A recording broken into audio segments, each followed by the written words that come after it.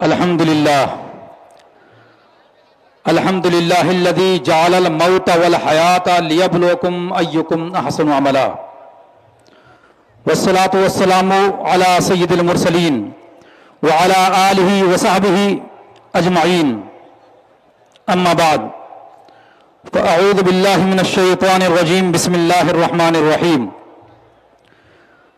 سبحان الذي اسرى بعبده ليلا من المسجد الحرام الى المسجد الاقصى الذي باركنا حوله صدق الله وصدق رسوله النبي الامين المكين الكريم ونحن على ذلك لمن الشاهدين والشاكرين والحمد لله رب العالمين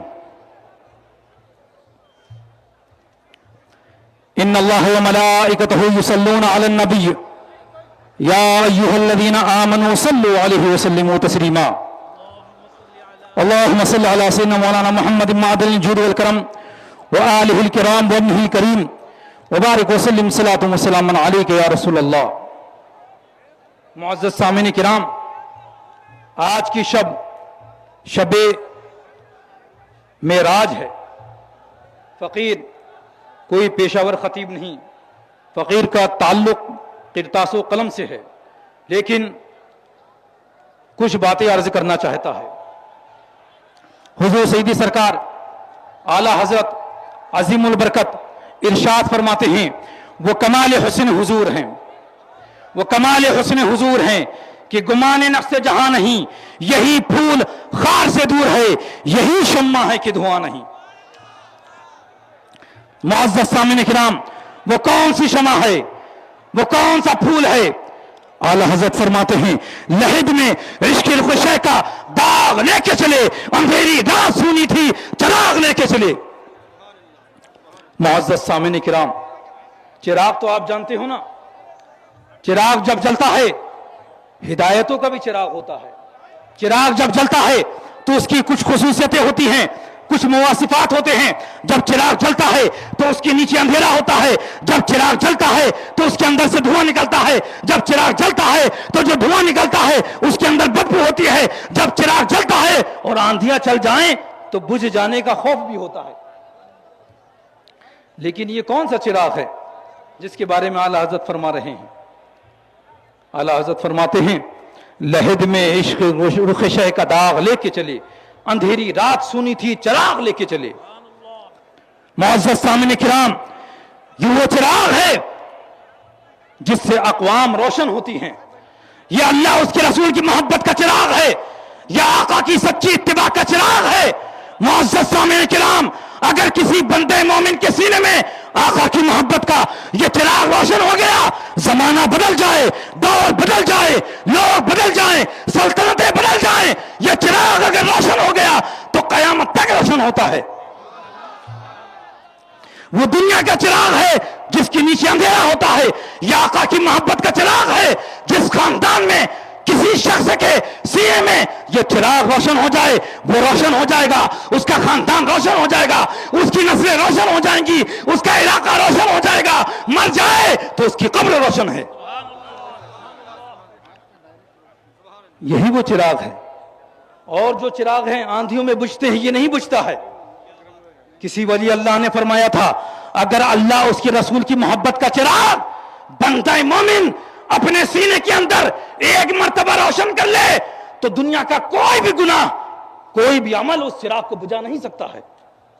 آپ جانتے ہیں آپ کے علاقے میں کتنے اولیاء کرام ہیں، ان کے والدین کون ہیں، کہاں ہیں، پتہ نہیں ہے، کس علاقے سے آئے ہیں پتہ نہیں ہے، لیکن ان کے سینوں میں اللہ اس کے رسول کی محبت کا چراغ روشن تھا، دین اسلام کے احکامات پر عمل کرنے والا چراغ روشن تھا، تو آج ان کا مزار آباد ہے، آج ان کے خانخواہیں آباد ہیں۔ معزز سامعین کرام، یہی وہی چراغ ہے، یہی وہ نور ہے جو آقا کریم آج کی رات میں لے کے آئے تھے۔ اعلیٰ حضرت فرماتے ہیں، وہ کمال حسن حضور ہیں کہ گمان نقص جہاں نہیں، یہی پھول، یہی پھول، یہی پھول خار سے دور ہے، یہی شمع ہے کہ دھواں نہیں۔ معزز سامعین کرام، آگے فرماتے ہیں، بخدا خدا کا یہی ہے در، نہیں اور کوئی مفر مقر جو وہاں سے ہو یہیں آ کے ہو، جو یہاں نہیں وہ وہاں نہیں۔ فرماتے ہیں دوسری جگہ وہی ذل حق، وہی نور رب، وہی ذل حق، انہی سے سب ہے، انہی کا سب نہیں، ان کے ملک میں آسماں کی زمین نہیں کی زمان نہیں۔ وہ کون سا نور ہے؟ حدیث میں حضرت جابر رضی اللہ تعالیٰ عنہ سے مروی ہے، حضرت جابر رضی اللہ تعالیٰ عنہ فرماتے ہیں سألت رسول اللہ صلی اللہ تعالیٰ علیہ وسلم عن اول شیء خلقہ اللہ تعالیٰ۔ حضرت جابر فرماتے ہیں میں نے آقا کریم سے پوچھا وہ پہلی چیز کون سی ہے جس کو رب نے پیدا فرمایا ہے؟ تو آقا کریم نے فرمایا ہوا نور نبی کا یا جابر خلقہ اللہ تعالی وخلق فیہ کل خیر وخلق بعدہ کل شیء وحین خلقہ مقام قدامہ مقام القرب 12,000 سنہ۔ فرمایا اے جابر وہ پہلی چیز جس کو رب نے پیدا فرمایا وہ تیرے نبی کا نور ہے، وخلق فیہ کل خیر، اور اس نور کے اندر تمام خیر کو پیدا فرمایا، وخلق بعدہ کل شیء، اور اس کے بعد دوسری چیزوں کو پیدا فرمایا، وحین خلقہ قدامہ فی مقام القرب 12,000 سنہ، اور جب اس نور کو پیدا فرمایا تو اپنے مقام قرب میں 12,000 سال تک کے لیے اس نور کو رکھا، اور پھر اس کے بعد آگے فرماتے ہیں ثم جعلہ 4 اقسام فخلق العرش من قسم واللوح من قسم وحملت العرش وخزنت الكرسي من قسم وأقام القسم الرابع في مقام الحب 12,000 سنة۔ فرماتے ہیں پھر اس نور کے 4 حصے کیے، ایک حصے سے عرش کو بنایا، ایک حصے سے کرسی کو بنایا، ایک حصے سے حاملین عرش کو بنایا، اور کرسی کو تھامنے والے فرشتوں کو بنایا، اور چوتھے حصے کو مقام حب میں 12,000 سال تک کے لیے رکھ دیا۔ پھر اس کے بعد فرما رہے ہیں، حدیث یہاں ختم نہیں ہو رہی ہے، پھر اس کے بعد فرما رہے ہیں ثم جعلہ 4 اجزاء فخلق القلم من قسم واللوح من قسم والجنة من قسم وأقام القسم الرابع في مقام الرجاء 12,000 سنة۔ پھر ایک حصے سے رب کریم نے قلم کو پیدا فرمایا، دوسرے حصے سے رب کریم نے لوح محفوظ کو پیدا فرمایا، تیسرے حصے سے رب کریم نے جنت کو پیدا فرمایا، اور چوتھے حصے کو رب کریم نے مقام امید میں 12,000 سال تک کے لیے رکھ دیا۔ پھر اس کے بعد فرمایا جا رہا ہے ثم جعلہ 4 اجزاء فخلق الملائکۃ من قسم والشمس من قسم والقمر والکواکب من قسم وأقام الجزء الرابع في مقام الحیاء 12,000 سنة۔ پھر رب کریم نے اس حصے کے بھی 4 حصے کیے، ایک حصے سے رب کریم نے فرشتوں کو پیدا فرمایا، پھر ایک حصے دوسرے حصے سے رب کریم نے سورج کو پیدا فرمایا، تیسرے حصے سے رب کریم نے چاند اور ستاروں کو پیدا فرمایا، اور چوتھے حصے کو رب کریم نے مقام حیا میں 12,000 سال تک کے لیے رکھ دیا۔ اور پھر اس کے بعد فرمایا ثم جعلہ 4 اجزاء فخلق القلم فخلق العقل من قسم والعلم والحکمت من قسم والعصمت والتوفیق من قسم وأقام القسم الرابع فی مقام الحیاء 12,000 سنة۔ اور پھر رب کریم نے اس کی بھی 4 حصے کیے، ایک حصے سے رب کریم نے عقل کو پیدا فرمایا، ایک حصے سے دوسرے حصے سے رب کریم نے علم اور اس کی حکمتوں کو پیدا فرمایا، اور تیسرے حصے سے رب کریم نے عصمت اور توفیق کو پیدا فرمایا، اور چوتھے حصے کو پھر مقام امید میں 12,000 سال تک کے مقام حیا میں 12,000 سال تک کے لیے رکھ دیا۔ اس حدیث میں اس اسٹیج پر بیٹھے ہوئے علماء کا بھی تذکرہ آ رہا ہے، اور آپ کا بھی تذکرہ آ رہا ہے، اور اس رات میں جو ذات جلوہ گر ہوئی ہے نور لے کے اس کا بھی ذکر آ رہا ہے۔ پھر اس کے بعد حدیث میں فرمایا جا رہا ہے ثم نظر اللہ تعالی عز وجل الیہ فترشح النور فعرق قطرة منه 100,000 24,000 و4,000 قطرة من نور فخلق الله تعالى من كل قطرة روح نبی و روح رسول. رب کریم نے اس نور کی طرف نگاہ کرم فرمائی، اس نور کو پسینہ آیا اور اس سے کم و بیش 1,24,000 قطرے نکلے. فخلق اللہ تعالی من کل قطرۃ روح نبی و روح رسول. رب کریم نے ہر قطرے سے یا تو کسی نبی کی روح کو پیدا فرمایا یا تو کسی رسول کی روح کو پیدا فرمایا. اب اس کے بعد آگے جو ذکر میں کرنا چاہ رہا ہوں وہ آ رہا ہے. پھر اس کے بعد حدیث میں آقا کریم نے فرمایا فتنفست ارواح الانبیاء، فتنفست ارواح الانبیاء فخلق اللہ تعالی بانفاسہم الاولیاء والشہداء والسعداء والمطیعین الی یوم القیامہ. پھر رب کریم نے جب اس نور کی طرف نظر فرمائی اور اس سے قطرے نکلے پسینے کے اور اس سے نبی اور رسول کی روحوں کو پیدا فرمایا تو ان روحوں نے سانسیں لی. یہ حدیث نور ہے، حضرت جابر سے ذکر کی گئی ہے یہ حدیث. جب ان ارواحوں نے سانسیں لی تو ان کی سانسوں کی گرمی سے رب کریم نے اولیاء کو پیدا فرمایا، شہداء کرام کو پیدا فرمایا اور نیک بختوں والسعداء نیک بختوں کو پیدا فرمایا والمطیعین الی یوم القیامہ، اور قیامت تک جتنے لوگ سچی اتباع کرنے والے ہیں ان کو پیدا فرمایا. پھر اس کے بعد آقا کریم کی ذات کو جوش آیا. آقا کریم نے فرمایا فالعرش من کرسی فالعرش من نوری والکرسی من نوری والکروبیون من نوری والروحانیون من نوری والملائکۃ من نوری والجنۃ وما فیہا من النعیم من نوری. تو عرش میری نور سے ہے، کرسی میرے نور سے ہے، روحانیون میرے نور سے ہے، چاند سورج میرے نور سے ہے، والجنت والنعیم والجنت وما نعیم، اور جنت کی جو نعمتیں ہیں وہ ساری چیزیں آقا کے نور سے پیدا کی گئی ہیں. اب اعلیٰ حضرت فرما رہے ہیں وہی ہے اول، وہی ہے آخر، وہی ہے باطن، وہی ہے ظاہر، اسی سے جو اسی کے جلوے اسی سے ملنے اسی سے اس کی طرف گئے تھے. یہ آقا کی ذات ہے. اب یہ وہابیہ دیوبند کہتے ہیں آقا کا ذکر نہیں کرنا چاہیے، معاذ اللہ، آقا کا میلاد کا ذکر نہیں کرنا چاہیے، آج کی جو شبیں ہیں، شب معراج جو ہے اس کا ذکر نہیں کرنا چاہیے. کیوں؟ پچھلوں نے نہیں کیا، پچھلوں نے نہیں کیا.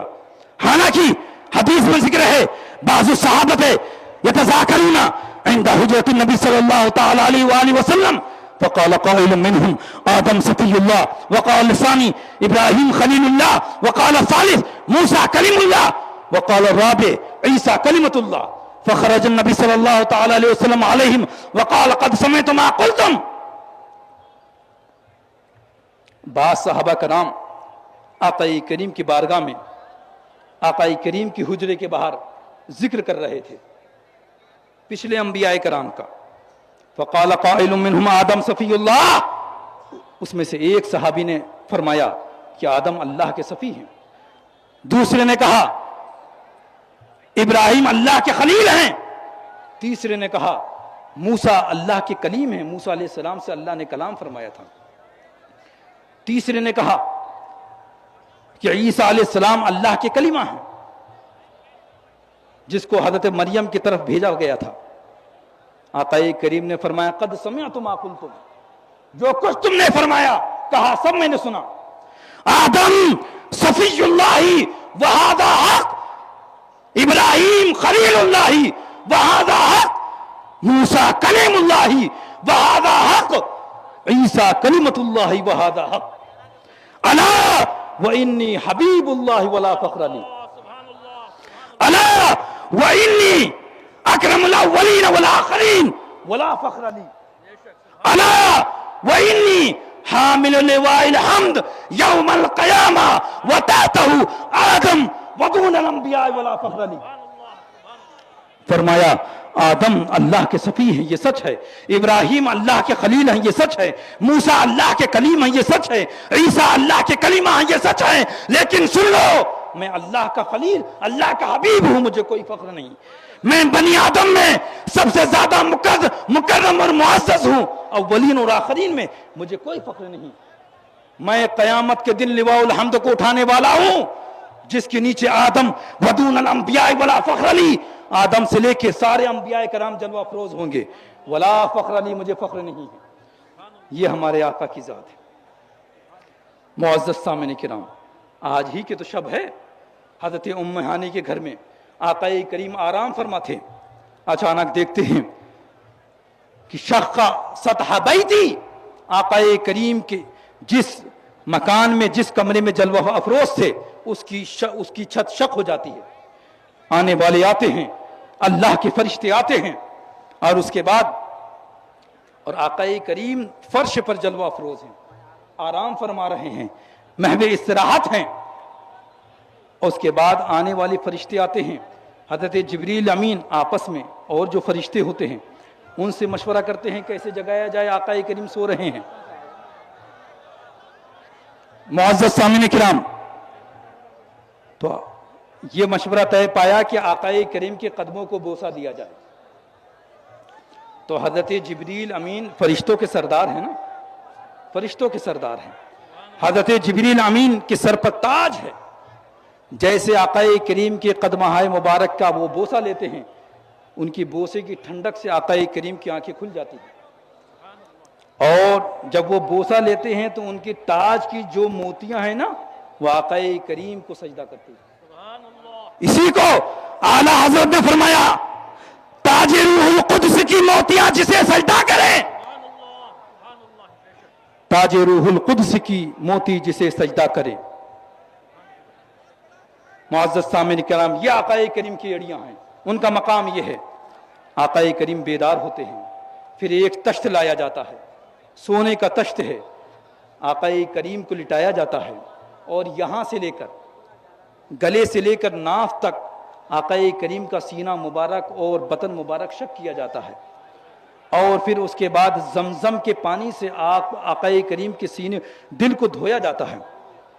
سنا ہے آپ نے علماء کرام سے. میں اس سفر کی کچھ نکات بیان کرنا چاہتا ہوں. باقی آپ سب کو پتا ہے معراج کا سفر کیسا ہے. معراج کے سفر کے کئی مراحل ہیں. مسجد حرام سے مسجد اقصی تک ایک سفر ہے، اس کی سواری الگ ہے. پھر مسجد حرام سے پہلے آسمان تک کا سفر الگ ہے، اس کی سواری الگ ہے. اور پہلے آسمان سے ساتویں آسمان کا سفر الگ ہے، اور اس کی سواری الگ ہے. اور ساتویں آسمان سے سدرۃ المنتہا تک کا سفر الگ ہے، اس کی سواری الگ ہے. سدرۃ المنتہا سے مستوی اعلیٰ اور عرش اعظم تک کا سفر الگ ہے، اس کی سواری الگ ہے. اور عرش اعظم سے لامکہ کا سفر الگ ہے، اس کی سواری الگ ہے. تو کچھ نکات میں بیان کروں گا. باقی آپ آج ایک ایسے مرد سے ملاقات کرنا چاہتے ہیں، ملاقات کریں گے انشاءاللہ تعالی، جس نے دین کی راہ میں قید و بند کی صعوبتوں کو برداشت کیا، جس نے جیل کی سختیوں کو بھی برداشت کیا ہے. معزز سامعین کرام، جو لوگ دین اسلام، اللہ کے دین کے لیے جو مشکلیں برداشت کرتے ہیں، رب کریم ان کے لیے مشکلیں آسان فرما دیتا ہے. یہ آقا کریم کا وعدہ ہے اس امت سے، اور یہ اس امت کی خاصیت ہے کہ اگر آپ ایک مصیبت کا سامنا کریں گے تو آپ کے لیے دو آسانیاں ظاہر ہو جائیں گی.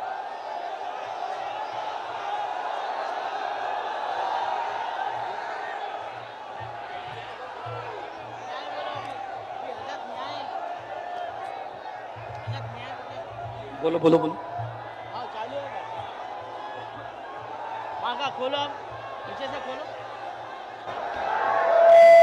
حضرات، ابھی حضرت تشریف نہیں لائے، اور آپ لوگ اس طریقے سے اٹھ کر بد نظمی کا مظاہرہ نہ کریں. کیوں کہ یہ جو مجلس ہے رسول پاک صلی اللہ علیہ وسلم کی محبتوں کی مجلس ہے. اس میں آپ سکون امن برقرار رکھیے اور اپنی جگہ بیٹھے رہیے. برائے مہربانی مہمان کا استقبال ادب و احترام سے کیجیے، کھڑے ہو کر انہیں زحمت دے کر نہ کیجیے. پہلے ہی سے ہیلو معزز سامعین کرام، ہمارے نبی آج کی رات میں نور لے کے آئے تھے نا, اسلامی احکامات کا احکامات کے ایک دستور کی شکل میں نمازیں لے کے آئے تھے نا. کیا یہ ادب ہے کہ آپ آقا کی میلاد میں شور و غوغا کریں؟ معزز سامعین کرام, آپ کو آقا کریم کی اس رات کا واسطہ, بیٹھ جائیے, بیٹھ جائیے.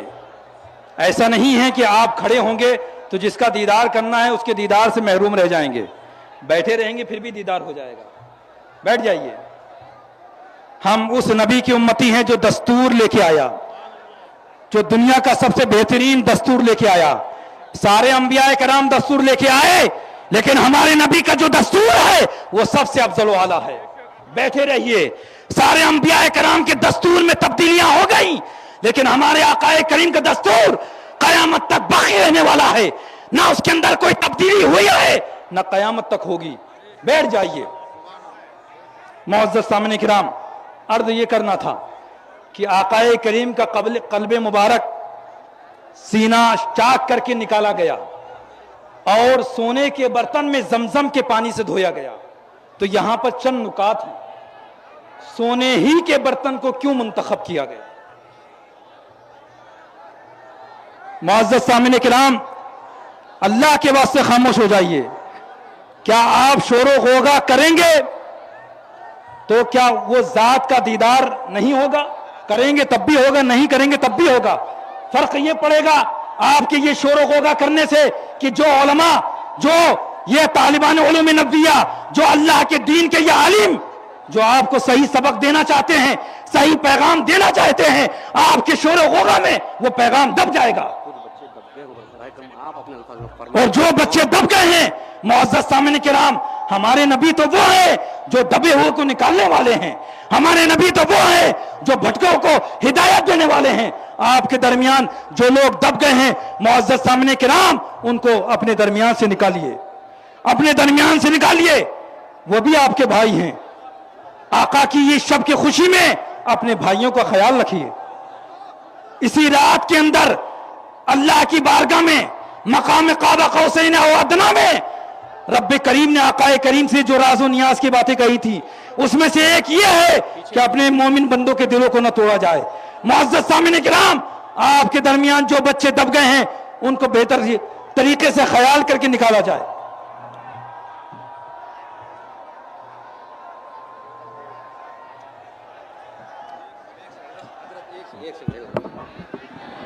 دیکھیے, کہیں خدا نہ خواستہ ایسا نہ ہو کہ اسٹیج سے اعلان کرنا پڑے فلاں کا انتقال ہوگا, نماز جنازہ پڑھنا ہے. خدا کے واسطے ایک ایک بچہ ہمارے لیے امانت ہے. براہ کرم بیٹھ جائیے.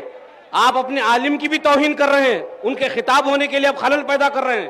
براہ کرم بیٹھ جائیے, اللہ کا واسطہ. اس طرح حضرت پورے خطاب کا تسلسل ٹوٹ جاتا ہے. یہ نظام بیٹھنا چاہیے, اس سے کیا تسلسل ٹوٹ جاتا ہے, آپ بھی جانتے ہیں.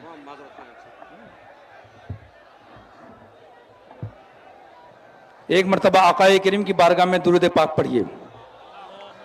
اللہم صلی علی سیدنا مولانا محمد معدل الجود والکرم وآلہ الکرام وابنہ الکریم وبارک وسلم صلاۃ والسلام علیک یا رسول اللہ. ہاتھ اٹھا کے ایک مرتبہ کہیے, یا رسول اللہ, یا رسول اللہ, یا رسول اللہ, لبیک یا رسول اللہ, لبیک یا رسول اللہ. الحمدللہ.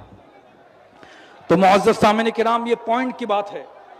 یہ باتیں جو میں سنانا چاہ رہا ہوں شاید آپ کو اس کے علاوہ کہیں نہ ملے, تو سن لیجئے کہ آقا کریم کے قلب مبارک کو سونے کے برتن میں زمزم سے کیوں دھوا گیا.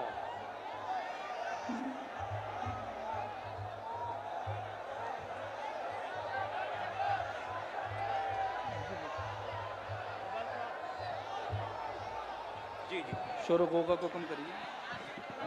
ہاں بلاؤ جی, بلاؤ. آئیے کیا ہوا؟ جی جی جی جی جی دیکھیں, ہر طرف سے شکایت آ رہی ہے, بچوں کی جانوں کو خطرہ ہے, بچوں کی جانوں کو خطرہ ہے. برائے کرم جس کو جہاں جگہ میری بیٹھ جائیے. ابھی کچھ دیر میں مفتی سلمان اظہری صاحب قبلہ کی آمد ہونے والی ہے. برائے کرم میں آپ سے ایک ایک بچے سے التجا کرتا ہوں, کسی سے بحث نہ کرے, جس کو جہاں جگہ میری بیٹھ جائیے. کب آ رہے ہیں جی مفتی صاحب؟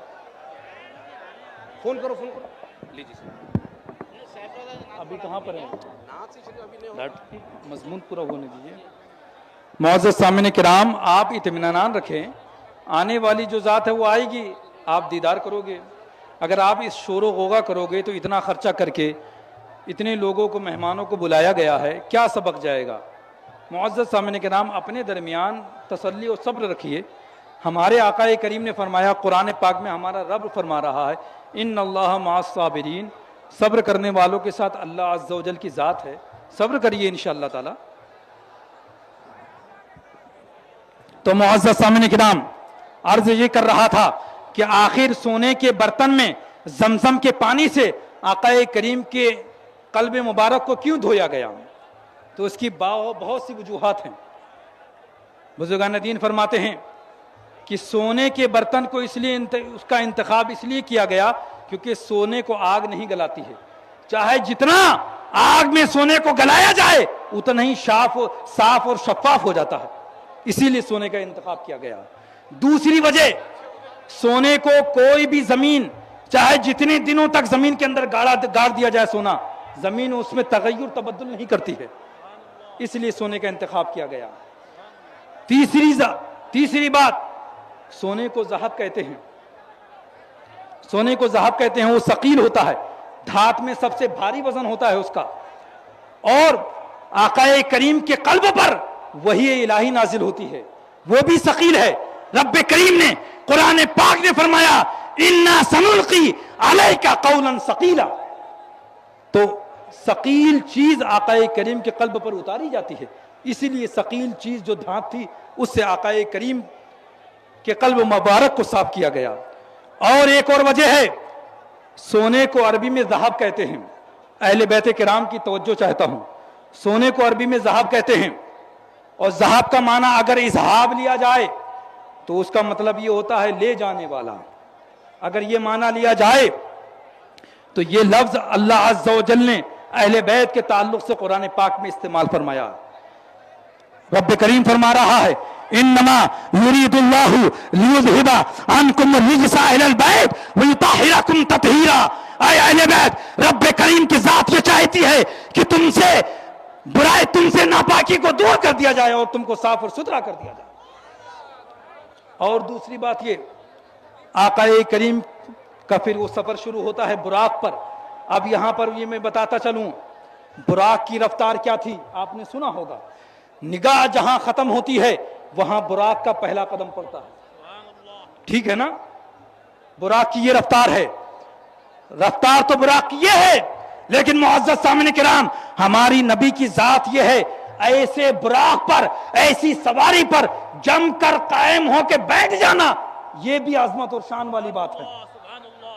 اگر آپ تیز رفتار میں گاڑی چلائیں گے تو کیا اس پر بیٹھ پائیں گے؟ ہوائی جہاز کی سپیڈ 1000 کلومیٹر کی ہوتی ہے، کیا کوئی بندہ ہوائی جہاز کے اوپر بیٹھ سکتا ہے؟ اس کے چتھڑے نہیں بچیں گے. اور براق کی رفتار تو 1000 کلومیٹر سے بھی اوپر ہے. جہاں پر نگاہ کا اختتام ہوتا ہے وہاں پر اس کا قدم پڑتا ہے، یہ اس کی رفتار ہے.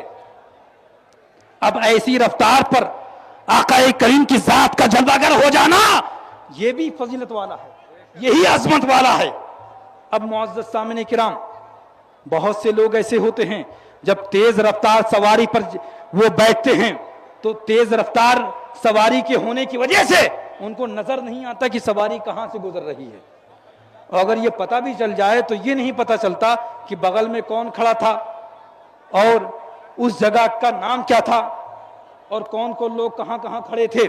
لیکن الحمدللہ آقا کریم کی وہ ذات ہے کہ معراج کی رات میں براق کی پشت پر سوار بھی ہو رہے ہیں، اور اتنی تیز رفتار سواری پر سوار ہونے کے بعد یہ بھی ملاحظہ فرما رہے ہیں کہ ایک قافلہ بھٹکا ہوا ہے، اس کا اونٹ فلاں جگہ ہے، یہ بھی دیکھ رہے ہیں، یہ بھی اس کا بھی مشاہدہ فرما رہے ہیں. اور یہ بھی مشاہدہ فرما رہے ہیں کہ ایک سرخ ٹیلا ہے، اس کے قریب میں حضرت موسیٰ علیہ السلام کی قبر ہے، یہ بھی مشاہدہ فرما رہے ہیں.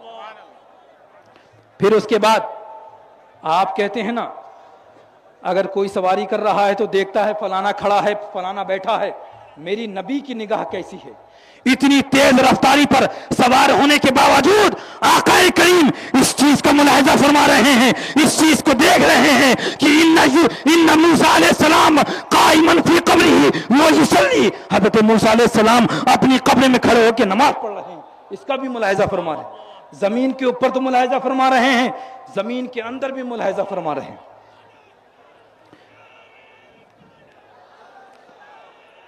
پھر معزز سامعین کرام, اب یہ سواری اپنی اسپیڈ سے بیت المقدس جا رہی ہے.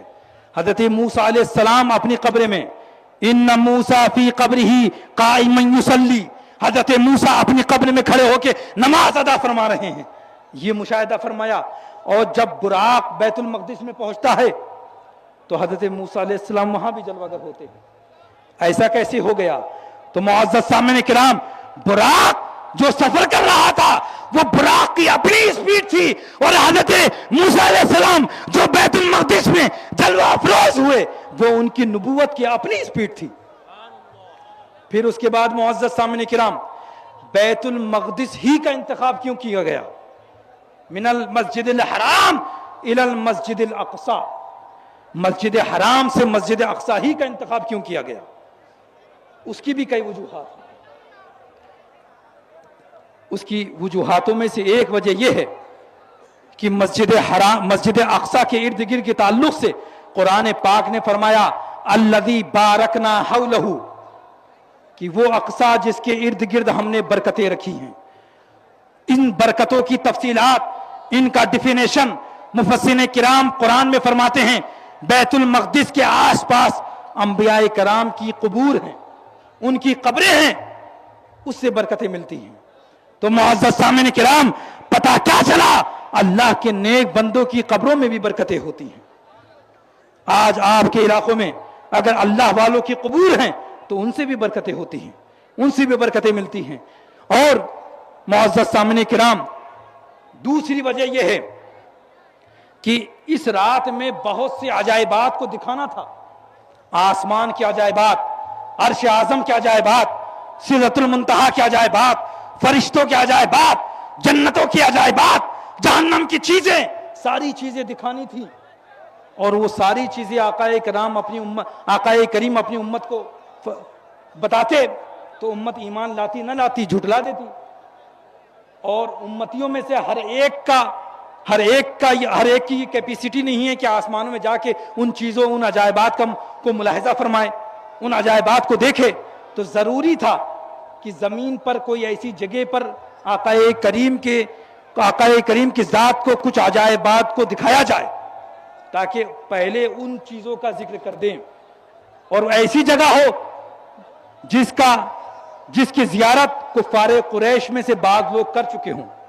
بعض کفار قریش میں کچھ لوگوں نے بیت المقدس کی زیارت بھی کری تھی, قبلہ اول کی بھی زیارت کری تھی. تو اگر آقا کریم ان کو بتائیں گے قبلہ اول ایسا تھا, وہاں پر ایسا نقشہ تھا, ایسے نقش و نگار تھے, اور وہ جانتے ہیں کہ آقا کریم نے قبلہ اول کا سفر نہیں کیا ہے, اور پھر اس کے بعد مجبوراً ان کو آقا کریم کی باتوں کو تصدیق کرنی پڑے گی. پھر اس کے بعد جو آسمان کی جو چیزیں ہیں, جو عجائبات ہیں, اس کی بھی تصدیق ان کے لیے آسان ہو جائے گی. اسی لیے مسجد حرام سے مسجد اقصی کا انتخاب کیا گیا. تیسری وجہ کہ آقا کریم نے فرمایا لا تشد الرحال الا الى ثلاثه مساجد, کہ دنیا میں 3 مسجدوں کی طرف اپنے کجاووں کو باندھو, 3 مسجدوں کی طرف سفر کرو. یہ سفر کرنا مستحب ہے برکت کے لیے. ایک مسجد حرام, دوسری مسجد نبوی, اور تیسری مسجد اقصی. تیسری جو جگہ ہے وہ مسجد اقصی ہے.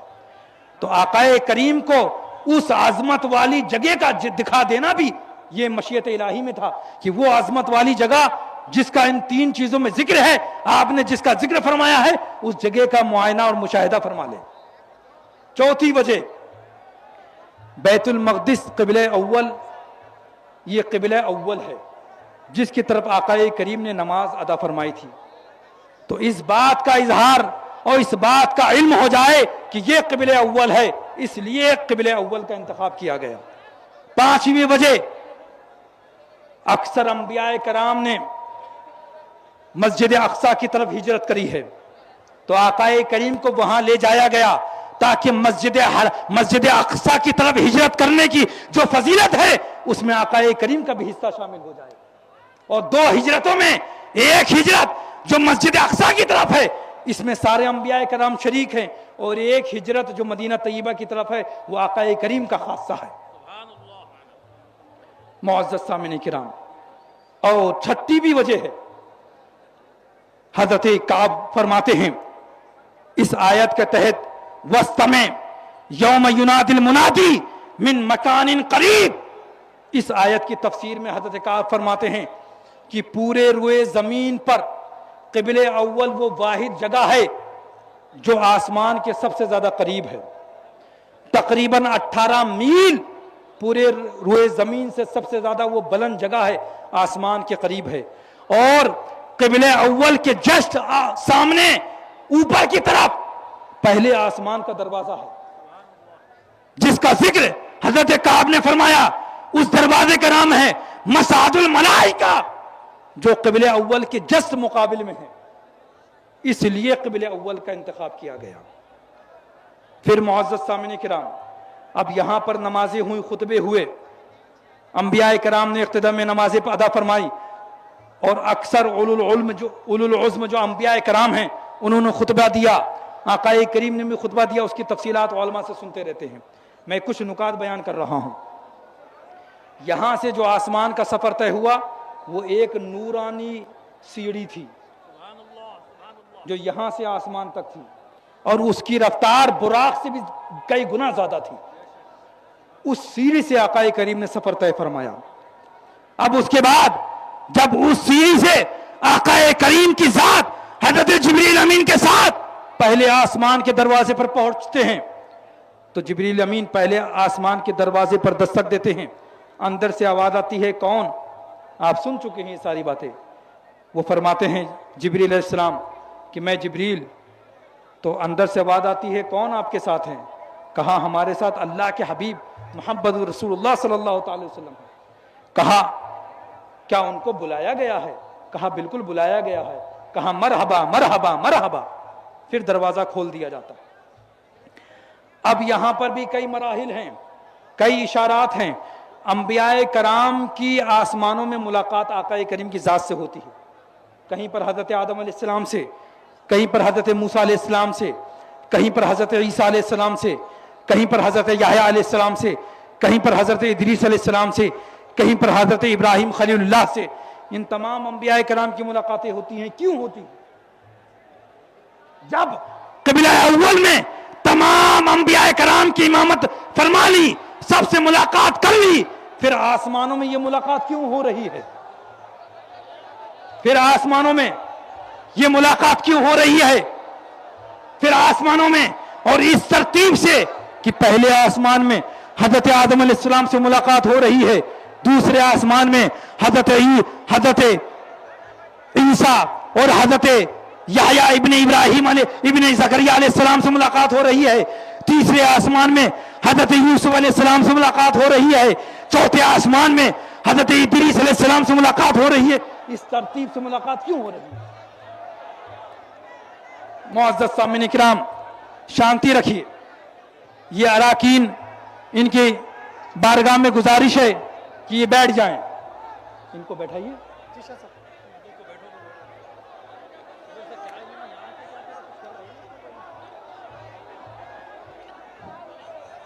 معزز سامعین کرام, بیان بہت ہی پرلطف ہے لیکن تسلسل آپ لوگ برقرار نہیں کر پا رہے ہیں.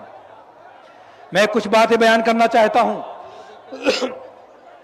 جب پہلے آسمان میں آدم علیہ السلام سے ملاقات ہوئی تو آدم علیہ السلام کو اس حال میں پایا کہ سیدھی طرف جب آدم علیہ السلام دیکھتے ہیں تو کچھ ارواح جلوہ گر ہیں.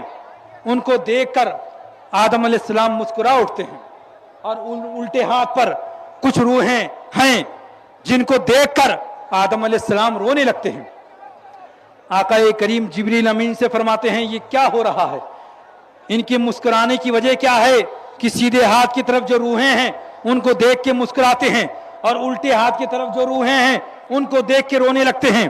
جو جبریل امین عرض کرتے ہیں یا رسول اللہ سیدھے ہاتھ کی طرف مومنین ارواح ہیں، آدم علیہ السلام کے وہ اولادیں جو جنت میں جانے والی ہیں ان کی روحیں ہیں، ان کو مشاہدہ کرتے ہیں، ان کو دیکھتے ہیں تو مسکرانے لگتے ہیں۔ اور الٹے ہاتھ کی طرف وہ روحیں ہیں، وہ آدم علیہ السلام کی اولادیں ہیں جن کے مقدر میں جہنم لکھی ہے، جن کے مقدر میں جہنم میں جانا طے ہے، جب ان کو دیکھتے ہیں، ان کے اعمال کو دیکھتے ہیں تو رونے لگتے ہیں۔ اور پھر اس کے بعد آدم علیہ السلام ہی سے کیوں پہلے آسمان میں ملاقات ہوئی، اس کی بھی کئی وجوہات ہیں، کیونکہ ان روحوں کا مشاہدہ کرنا یہ پہلے ہی آسمان میں مناسب ہے، کیونکہ کفار کی روحیں پہلے آسمان سے آگے نہیں جاتی ہیں، مومن کی جاتی ہیں، کفار کی نہیں جاتی ہیں۔ تو پہلے آسمان میں یہ آدم علیہ السلام کا ملاقات کا مسئلہ اس لیے رکھا گیا تاکہ یہاں پر مومنین کی روحوں کو بھی مشاہدہ کر لیں اور کفار کی روحوں کو بھی مشاہدہ کر لیں۔ پھر اس کے بعد ایک اور لطیف وجہ ہے، معزز سامعین کرام، عوام کی توجہ نہیں ہے تو علماء کی توجہ چاہتا ہوں۔ معزز سامعین کرام، آدم علیہ السلام ہی سے کیوں ملاقات ہوئی؟ کیونکہ آدم علیہ السلام کی ایک حالت سے آقا کریم کی ایک حالت کو نسبت ہے۔ جنت میں جب آدم علیہ السلام کی تخلیق رب نے فرمائی تو اپنے مقام قرب میں جنت میں آدم علیہ السلام کو رب کریم نے جگہ عطا فرمائی۔ سب کو پتا ہے نا، ہم لوگ ہمارے آبا و اجداد میں سے جن کے ہم اولاد ہیں، آدم علیہ السلام جنت میں رہتے تھے نا، اس دنیا میں آئے کس کی وجہ سے؟ شیطان کی وجہ سے۔ مقام ہمارا کہاں تھا؟ جنت تھی نا، جنت میں سے ہم آئے ہیں۔ بالکل اسی طریقے سے رب کریم نے ہمارے نبی کی ذات کو مکہ کی وادی میں پیدا فرمایا اور کعبۃ اللہ میں مقام قرب میں اپنے پاس جلوہ گر فرمایا، اور پھر انسانوں کے جو شیطان تھے ان کی حرکتوں کی وجہ سے مکہ کی وادی کو آقا کریم کو خیر بات کرنا پڑا، مکہ کی وادی کو چھوڑنا پڑا اور مدینہ شریف تشریف لے جانا پڑا۔ یہ نسبت تھی۔ اب معزز سامعین کرام، یہاں پر کچھ اور لطیف باتیں ہیں۔ جنت میں آدم علیہ السلام کے پاس جب یہ معاملات ہوئے تھے تو شیطان بہکانے آیا تھا، تو شیطان پہلے بہکانے کس کے پاس گیا تھا؟ حضرت حوا کے پاس کہ حضرت آدم کے پاس؟ اتنا تو جانتے ہو نا، کس کے پاس گیا تھا؟ حضرت حوا کے پاس گیا تھا نا۔ آج بھی اس کا یہ تسلسل باقی ہے۔ بہت سے لوگ کہتے ہیں نا مزارات پر یہ عورتوں کی بھیڑ کیوں لگتی ہے؟ یہ شیطان صرف عورتوں کو پکڑتے ہیں، یہ درگاہوں پر عورتوں کی اتنی حاضری کیوں ہوتی ہے؟ یہ مخدوم سمنا اور یہ مخدوم میرا داتار کی بارگاہ میں اور ہندوستان کے اولیاء کرام کی بارگاہوں میں یہ عورتوں کو حاضری کیوں آتی ہے؟ معزز سامعین کرام، شیطان اپنی فطرت پر باقی ہے۔ وہ پہلے بھی عورتوں کے پاس آتا تھا، آج بھی عورتوں کے پاس آتا ہے، وہ اپنی حالت میں نہیں بدلا ہے۔ اور اس کے بعد اس نے کیا کہا تھا؟ فرشتوں کو پڑھاتا تھا نا، فرشتوں کا استاد تھا، تو کہا، رونے لگا۔ حضرت حوا رضی اللہ تعالیٰ عنہ عرض فرماتی ہیں کیوں رو رہے ہو؟ کہا تمہارے لیے رو رہے ہیں۔ کہا ہمارے لیے رو رہے ہو؟ ہمارے لیے کیوں رو رہے ہو؟ کہا تم کو اس جنت میں ہمیشہ نہیں رہنا ہے نا، اس لیے رو رہے ہیں۔ کہا اچھا کیوں نہیں رونا ہے؟ کہا کیوں نہیں رہنا ہے؟ کہا اس درخت کا اگر دانہ کھا لوگے تو جنت میں ہمیشہ رہو گے، اور اللہ نے اس جنت کا دانہ تم پر کھانا منع فرما دیا ہے، اسی لیے تم جنت میں ہمیشہ نہیں رہ پاؤ گے، اس لیے رو رہا ہوں۔ تو کہا اچھا یہ تو میرا ہمدرد ہے۔ تو کہا تو کیا کرنا چاہیے؟ کہا اگر آپ جنت میں ہمیشہ رہنا چاہتی ہو تو اس درخت کا دانہ کھانا پڑے گا۔ تو حضرت حوا نے فرمایا کہ میرے رب نے فرمایا ہے وَلَا تَقْرَبَا هَٰذِهِ الشَّجَرَةَ، اس درخت کے پاس مت جانا۔ تو فرشتوں کا سردار تھا نا، معلم ملکوت تھا وہ کسی زمانے میں، بعد میں مردود ہوا ہے، تو علم تو تھا اس کے پاس۔ اگر علم روحانیت سے خالی ہو تو یہی ہوتا ہے، یہی ہوتا ہے۔ اب آپ میں سے بعض لوگ کہتے ہیں کہ درسگاہوں میں پڑھانے والا علم ایک، کتابیں ایک، اور اس سے فارغ ہونے والے جو علماء ہوتے ہیں وہ مختلف ہو جاتے ہیں۔ تو حدیث میں آقا کریم نے فرمایا ان الخیر خیار العلماء وان الشر شرار العلماء، اگر بھلائی ہے، بہترین بھلائی ہے تو علماء کی بھلائی ہے، اور اگر برائی ہے تو بدترین برائی علماء کی ہے۔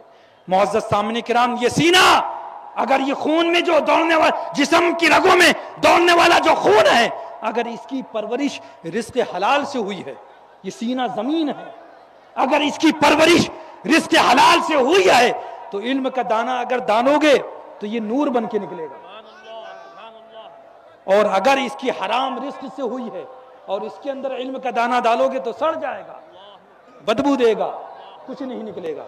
تو معزز سامعین کرام، معلم ملکوت اس نے تعویل پیش کری، کہا تم کو کہا تھا نا وَلَا تَقْرَبَا هَٰذِهِ الشَّجَرَةَ، اس درخت کے پاس نہ جاؤ، تم مت جاؤ، ہم جاتے ہیں، ہم جاتے ہیں۔ تو کہا ٹھیک ہے، وہ گیا۔ بعض روایتوں میں آتا ہے کچھ اور تھا درخت کا، لیکن مشہور یہ ہے کہ گیہوں کا درخت تھا۔ جنت میں جو گیہوں کا درخت ہے اس کا جو گیہوں نکلتا ہے نا وہ مٹکے کے برابر ہوتا ہے اور گول ہوتا ہے، نشان نہیں ہوتا۔ شیطان گیہوں کے درخت کے پاس گیا اور گیہوں کو توڑا اور اس کے بعد اس کے 2 ٹکڑے کیے، کہا یہ آدھا تم کھا لینا اور آدھا وہ آئے تو ان کو کھلا دینا۔ اب آپ دیکھو حضرت حوا رضی اللہ تعالی عنہ کے پاس شیطان جنت میں گیا، آج بھی ان کی اولادوں کے پاس آتا ہے، عورتوں کے پاس آتا ہے، وہ زیادہ شیاطین کی حرکتوں کو فیل کرتی ہیں کیونکہ لطیف مزاج ہوتا ہے۔ آج بھی ان کے پاس آتا ہے، مزارات پر تجربات اس بات کے گواہی ہیں، گواہی دیتے ہیں کہ عورتوں کو شیطان زیادہ پکڑتا ہے، اسی وجہ سے زیادہ پکڑتا ہے۔ شیطان نے اپنی فطرت نہیں بدلی، پہلے بھی ان کے پاس آتا تھا، آج بھی آتا ہے۔ اور پھر اس کے بعد اس گیہوں کے دانے کو توڑا گیا، شیطان نے توڑا، لاکھوں مرتبہ اس گیہوں کے دانے کی کاشتکاری کی گئی، لاکھوں مرتبہ اس گیہوں کو زمین پہ بویا گیا، لیکن گیہوں کے اندر اس توڑنے کا نشان نہیں گیا۔ آج بھی وہ گیہوں کے اندر توڑنے کا نشان ہے، اس دانے نے بھی اپنی فطرت نہیں بدلی، دانے نے بھی اپنی حالت اور فطرت نہیں بدلی۔ اور آدم علیہ السلام نے وہ دانہ کھا لیا، پھر جو ہوا وہ ہوا۔ کس کے ہاتھ سے کھایا؟ عورت کے ہاتھ سے، حضرت حوا کے ہاتھ سے کھایا۔ آپ لوگ صبح ناشتہ جو کیا ہے، روٹی کس کے ہاتھ سے کھائی ہے؟ عورت کے ہاتھ سے کھائی۔ تو معزز سامعین کرام، نہ شیطان کی حرکتیں بدلی ہیں، نہ اس دانے کی تربیت، نہ اس دانے کی صفتیں بدلی ہیں، نہ انسان کی طبیعت بدلی ہے۔ آج بھی روٹی عورت ہی کے ہاتھ سے کھاتا ہے اور گیہوں ہی کھاتا ہے، جو دانہ کھایا تھا ان کے ابا نے وہی دانہ خود بھی کھاتا ہے۔ معزز سامعین کرام، خیر بتانا مقصد ہے یہاں، وہاں پر جنت میں بھی ہمارے دادا آدم علیہ السلام پر رب نے رحم فرمایا تھا، اس دنیا میں بھی رب کی نوازشیں اسی طرح برقرار ہیں، جس طرح آدم علیہ السلام پر نوازشیں ہوئیں آج بھی ان کے اولادوں پر ہو رہی ہیں۔ بتانے کی غرض یہ ہے، جنت سے آدم علیہ السلام کو نکالا شیطانی حرکت سے حرکت نے، اور یہ اس سے نسبت ہے ہمارے نبی کو کہ ہمارے نبی کو بھی انسانی شیطانوں کی حرکتوں سے مکہ شریف کو چھوڑنا پڑا۔ اس لیے پہلے آسمان میں آدم علیہ السلام سے ملاقات فرمائی، پھر معزز سامعین کرام دوسرے آسمان میں حضرت عیسیٰ اور حضرت یحییٰ ابن زکریا رضی اللہ علیہ السلام سے ملاقات ہوئی۔ کیوں ملاقات ہوئی؟ اس کی وجہ ہے کیونکہ حضرت عیسیٰ علیہ السلام اور حضرت یحییٰ علیہ السلام، ان دونوں کو یہودیوں نے پریشان کیا تھا، بہت ستایا تھا۔ حضرت یحییٰ علیہ السلام کو یہودیوں نے اتنا ستایا کہ شہید کر دیا، اور حضرت عیسیٰ علیہ السلام کو اتنا پریشان کیا، قریب تھا کہ ان کو قتل کر دیتے، صلیب چڑھا دیتے، سولی پر چڑھا دیتے، لیکن رب کریم کی ذات نے ان کو اٹھا لیا، اور یہودیوں کو شبہ ہو گئے، وما قتلوہ وما صلبوہ ولکن شبہ لہم، نہ عیسیٰ علیہ السلام نہ عیسیٰ ابن مریم قتل کیے گئے، نہ ان کو صلیب دی گئی، لیکن ان کو شبہ ہو گیا۔ یہاں بھی چند نکات ہیں، ان سے ملاقات کی گئی، ان کی اس ملاقات سے ان کی حالتوں سے آقا کی نسبت ہے، کیونکہ مدینہ طیبہ میں آقا کریم کو یہودیوں نے بہت پریشان کیا تھا، حتیٰ کہ جنگ احد میں آقا کریم کو پر پتھر پتھر گرانے کی سازش کری کہ آقا کریم معاذ اس کے نیچے دب کر دنیا سے رخصت ہو جائیں، شہید ہو جائیں. آج بھی وہ پتھر اسی جگہ اٹکا ہوا ہے، لیکن آقا کریم کی ذات آج بھی دنیا میں مشہور و معروف ہے، آج بھی ان کا فیضان بٹ رہا ہے. معزز سامعین کرام، اور مقام خیبر میں آقا کریم کی ذات کو کھانے کے اندر زہر ملا کے دیا گیا تناول فرمانے کے لیے. آقا کریم نے جیسے گوشت کا لوتھڑا منہ میں رکھا، اپنے دہن مبارک میں رکھا، گوشت نے بتایا یا رسول اللہ میں زہر آلود ہوں. آقا کریم نے اگل دیا.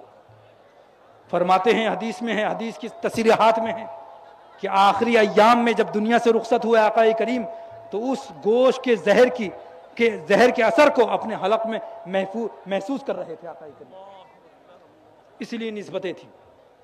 اب ایک بات اور بتاتا چلوں آقا کے علم غیب پر. آپ بتاؤ، وہابیہ کہتے ہیں آقا کو علم غیب نہیں ہے نا، یہی کہتے ہیں نا، وہابیہ دیابنا کہتے ہیں آقا کو علم غیب نہیں ہے. بتاؤ قرآن نے فرمایا ہے کیا حضرت عیسیٰ کو اٹھایا گیا؟ یہ قرآن میں ہے. عیسیٰ علیہ السلام نازل ہوں گے قرب قیامت میں، اس کا ذکر قرآن میں نہیں ہے. آپ سب جانتے ہو نا آخری دور میں عیسیٰ علیہ السلام تشریف لائیں گے، آپ جانتے ہو نا؟ کون جانتا ہے؟ ہاتھ اٹھائے. عیسیٰ علیہ السلام آئیں گے، آپ سب جانتے ہو، قرآن میں نہیں ہے، میرے نبی نے بتایا کہ عیسیٰ علیہ السلام آنے والے ہیں. قرآن میں نہیں ہے الجنت تحت اقدام الامہات، جنت ماں کے قدموں کے نیچے ہے، میرے نبی نے بتایا جنت ماں کے قدموں کے نیچے ہے. قرآن میں نہیں ہے کہ سورج پلٹ جائے گا، میرے نبی نے بتایا سورج پلٹ جائے گا. قرآن میں نہیں ہے کہ ایک وقت آئے گا قرب قیامت سے پہلے کہ اس روئے زمین پر ایک دین اسلام رہے گا، باقی سارے دین مٹ جائیں گے، میرے نبی نے بتایا دین رہے گا. قرآن میں نہیں ہے کہ اس دین کو جو نافذ کرنے والی ذات دنیا میں جلوہ گر ہوگی امام مہدی ہوں گے، میرے نبی نے بتایا. قرآن نے نہیں بتایا کہ عیسیٰ ابن مریم نازل ہوں گے تو کس شہر میں ہوں گے، میرے نبی نے بتایا کہ دمشق میں ہوں گے. قرآن میں نہیں فرمایا گیا کہ عیسیٰ علیہ السلام نازل ہوں گے تو دمشق میں کہاں پر ہوں گے، میرے نبی نے فرمایا کہ دمشق کی جامع مسجد میں ہوں گے. قرآن نے نہیں فرمایا کہ حضرت عیسیٰ علیہ السلام جب قیامت کے قریب اس دنیا میں نزول فرمائیں گے تو دمشق کی جامع مسجد کی کس مینار پر جلوہ فرما ہوں گے، میرے نبی نے فرمایا کہ پوربی مینارے پر جلوہ افروز ہوں گے. قرآن میں یہ نہیں فرمایا گیا کہ حضرت عیسیٰ علیہ السلام جب دمشق کی جامع مسجد کے پوربی مینارے پر نازل ہوں گے، نزول اجلاس فرمائیں گے تو ان کی حالت کیا ہوگی، میرے نبی نے فرمایا کہ ان کی حالت یہ ہوگی کہ ان کی زلفوں سے پانی کے قطرے ٹپک رہے ہوں گے. قرآن میں یہ نہیں فرمایا گیا کہ نبی حضرت عیسیٰ علیہ السلام کو دمشق کے جامع مسجد کے پوربی مینارے پر جب اتارا جائے گا تو رات کا وقت ہوگا، صبح کے وقت ہوگا، دن کا وقت ہوگا، کون سا وقت ہوگا، میرے نبی نے فرمایا وہ صبح کا وقت ہوگا، نماز فجر کا وقت ہوگا. اور اس کے بعد قرآن میں یہ نہیں فرمایا کہ حضرت عیسیٰ ابن مریم جب اتارے جائیں گے تو کیا کہیں گے، وہ فرمائیں گے سیڑھی لاؤ. لوگ کہیں گے آپ وہاں سے یہاں تک چلے آئے، یہاں سے نیچے اترنے میں سیڑھی کی ضرورت ہے، تو فرمائیں گے وہ عالم اسباب نہیں تھا، یہ عالم اسباب ہے، یہاں پر سبب کی ضرورت پڑتی ہے. معزز سامعین کرام، یہاں پر اللہ کی بارگاہ میں دعا کے لیے بھی سبب کی ضرورت پڑتی ہے، اللہ کے حبیب کی بارگاہ میں وسیلے کے لیے بھی اہل بیت کی ضرورت پڑتی ہے، اللہ کے نیک بندوں میں کی بارگاہ میں وسیلہ پیش کرنے کے لیے بھی نیک چیزوں کی ضرورت پڑتی ہے. معزز سامعین کرام، ان ساری چیزوں کی ضرورت پڑتی ہے. تو معزز سامعین کرام، یہ آقا کا علم غیب ہے، اور پھر بھی وہ کہتے ہیں کہ نبی کو علم غیب نہیں ہے. حالانکہ نبی کا جو معنی ہوتا ہے اس کا معنی ہی ہوتا ہے ہی الاطلاع علی الغیب. النبوہ کا معنی ہی یہ ہوتا ہے کہ غیب پر مطلع ہو جانا. یہ ساری چیزیں غیب ہے نا. نماز میں کتنا ثواب ملے گا، قرب قیامت میری امت 72 فرقوں میں بٹ جائے گی، قرآن میں نہیں ہے، ہمارے نبی نے بتایا، یہ علم غیب ہے. پھر بھی یہ کہتے ہیں نبی کو علم غیب نہیں ہے. کتنی سری جرات کر رہے ہیں. معزز سامعین کرام، وقت بہت مختصر ہے، ورنہ میں آپ کو بتاتا. ہمارے نبی نے یہ بھی بتایا ہے کہ جنت میں جانے والا آخری جنتی کون ہوگا، اس کا نام کیا ہوگا، وہ کس قبیلے سے تعلق رکھتا ہوگا، یہ بھی فرمایا ہے۔ اور یہ بھی فرمایا ہے کہ وہ اس کی پوزیشن کیسی ہوگی، پہلے کہاں ہوگا، کس کس طریقے سے جائے گا۔ بڑی لمبی تفصیل ہے، آپ سننے کی موڈ میں بھی نہیں ہیں، ورنہ تو مضمون تو بہت اچھا ہے۔ بتا دیں، یہ ہمارے نبی کا علم غیب ہے، اس نور والے کا یہ علم ہے جس کو سب سے عظیم الشان عجائبات آج کی رات میں عطا کیے گئے ہیں، جس کو سب سے زیادہ اس دنیا کی عجیب و غریب چیزیں آج کی رات میں دکھائی گئی ہیں، جس کو آج کی رات میں وہ مقام عطا کیا گیا ہے جو کسی کو نہیں عطا کیا گیا۔ سب سے اولا والا ہمارا نبی، سب سے بالا و والا ہمارا نبی، سب چمک والے اجروں میں چمکا کیے، اندھے شیشوں میں چمکا ہمارا نبی۔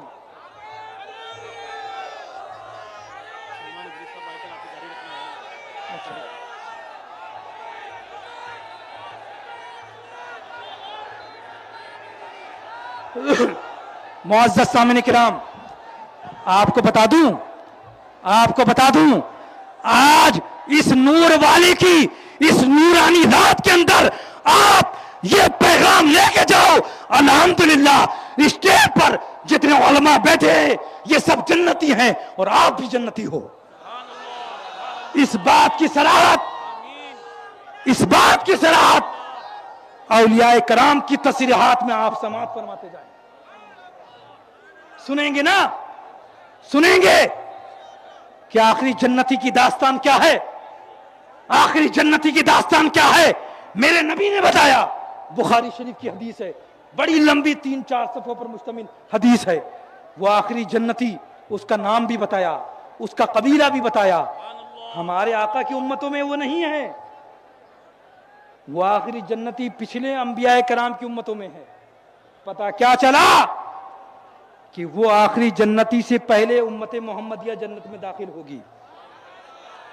اب اس آخری جنتی کو مقام اور مرتبہ اور حصہ جنت میں کتنا ملے گا یہ بھی سنتے جاؤ۔ معزز سامعین کرام، حدیث میں ہے، عربی عبارتیں نہیں پڑھوں گا، ترجمہ ہی سماعت فرمائیں۔ حدیث میں ہے، آقا کریم نے فرمایا، ایک آخری جنتی، وہ آخری جنتی جس کو جنت میں جانا جس کے تقدیر میں مقدر کر دیا گیا ہے، جب وہ جہنم میں ہوگا تو اللہ کی بارگاہ میں عرض کرے گا، مولا سنا ہے تو بندوں کی سن لیتا ہے، سنا ہے کہ تیری رحمت سے مایوسی کفر ہے، مولا اس جہنم سے آزادی عطا فرما، اس جہنم سے آزادی کا پروانہ عطا فرما۔ رب کریم فرمائے گا، اس کے بعد تو کچھ نہیں مانگو گے؟ کہے گا، مولا اس کے بعد کچھ نہیں مانگوں گا، بس جہنم سے آزاد فرما دے۔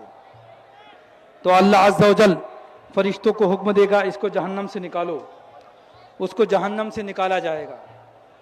پھر جب جہنم کے باہر وہ آ جائے گا تو ایک عرصہ تک وہ سستاتا رہے گا،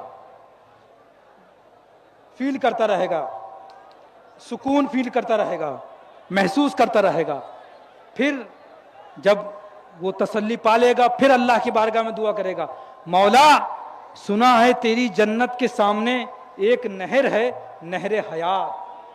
ہر جنتی جب وہ جنت میں جائے گا تو نہر حیات میں اس کو کہا جائے گا کہ غوطہ لگاؤ۔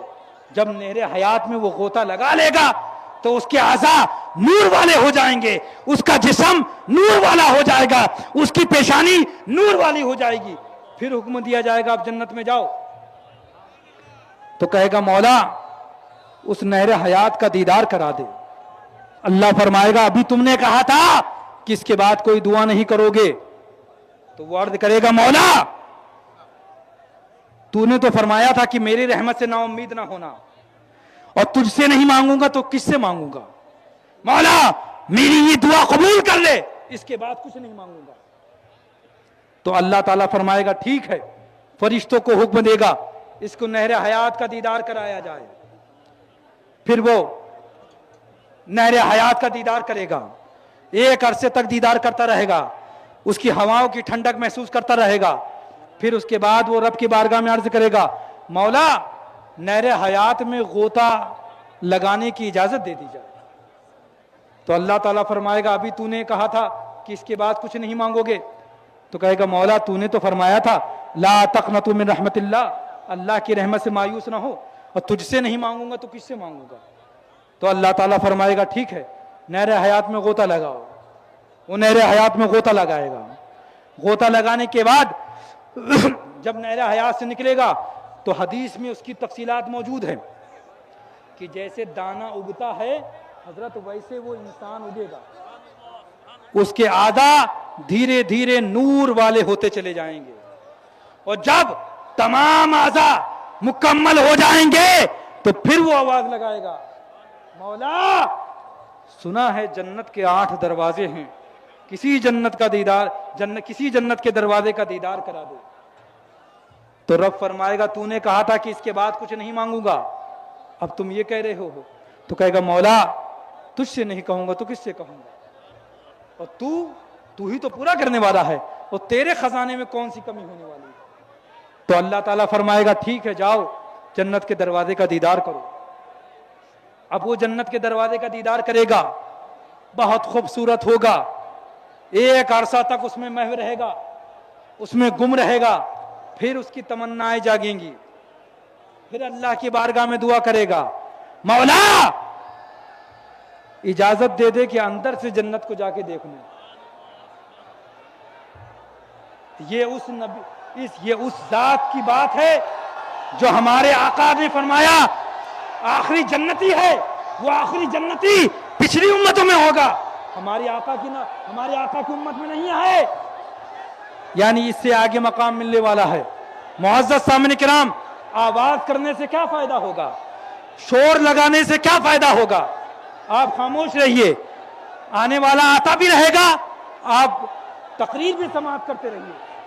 معزز سامعین کرام خاموش رہیے, خاموشی سے بھی سن سکتے ہیں, خاموش رہیے. تو معزز سامعین کرام اللہ عز و جل اس کو جنت کی سیر کرنے کی اجازت دے گا. وہ آخری جنتی جنت کی سیر کرے گا, سیر کرنے کے بعد ایک عرصہ دراز کے بعد واپس لوٹے گا اور جنت کے دروازے پر سر پکڑ کے بیٹھ جائے گا. اللہ تعالیٰ فرمائے گا اے میرے بندے اب کیوں نہیں بولتا ہے, اب تو جنت میں داخل ہو چکا ہے, جنت میں جو ایک مرتبہ جاتا ہے وہ جنت ہی کا ہو جاتا ہے, اب کیوں نہیں مانگتا ہے. کہا مولا, عرض کرتا ہے مولا تیری جنت کو دیکھا ہے پوری بھر گئی ہے جیسے یہ میدان بھر گیا ہے. تو وہ عرض کرتا ہے مولا تیری جنت کو دیکھا ہے پوری جنت بھر گئی ہے, لگتا ہے میرے لیے کوئی جگہ نہیں. تو اللہ عز و جل فرماتا ہے اے میرے بندے تو نے دنیا کو دیکھا ہے. وہ عرض کرتا ہے مولا دیکھا ہے بہت بڑی ہے. تو رب کریم فرماتا ہے اے میرے بندے جنت تو کہہ رہا ہے بھر گئی, دنیا کو تو نے دیکھا ہے, دنیا جتنی بڑی ہے جا جنت کے فنا حصے میں 70 گنا زیادہ, دنیا کے 70 گنا زیادہ تیرے لیے میں نے جگہ رکھی ہے, جا اس پر قبضہ کر لے. یہ آخری جنتی کا بیان ہے, یہ آخری جنتی کو جو دیا جائے گا وہ ہے. ہم تو آقا کے امتی ہیں, سب سے پہلے آقا کی امت جنت میں داخل ہوگی. اس آخری جنتی سے پہلے ہم لوگ داخل ہوں گے انشاءاللہ تعالی. معزز سامعین کرام, اور یہ وہابیہ دیا بنا کہتے ہیں کہ آقا کو علم غیب نہیں ہے. معاذ اللہ, نماز میں اتنا ثواب ملتا ہے, اتنی کوانٹٹی میں ثواب ملتا ہے, کس نے بتایا؟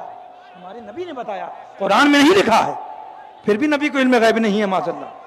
معزز سامعین کرام, بات چل رہی تھی حضرت عیسیٰ علیہ السلام کی. تو عیسیٰ علیہ السلام کا آنا آپ سب جانتے ہو.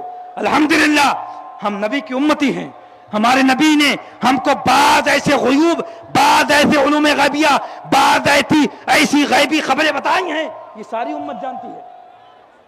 آپ لوگ جانتے ہو نا کہ عیسیٰ علیہ السلام تشریف لانے والے ہیں. معزز سامعین کرام, دنیا میں ایک دین اسلام آنے والا ہے, ایک مذہب اسلام, مذہب حق کا آنے والا ہے. معزز سامعین کرام, تیسرے آسمان میں ملاقات ہوتی ہے حضرت یوسف علیہ السلام سے. اس سے بھی نسبت ہے. کیا نسبت ہے؟ حضرت یوسف علیہ السلام کو ان کے بھائیوں نے بیچ دیا تھا, نکال دیا تھا. फिर वो मिस्र में की सरजमीन पर तशरीफ लेके गए, मिस्र पे उनको ले जाया गया, वहां पर बेचा गया।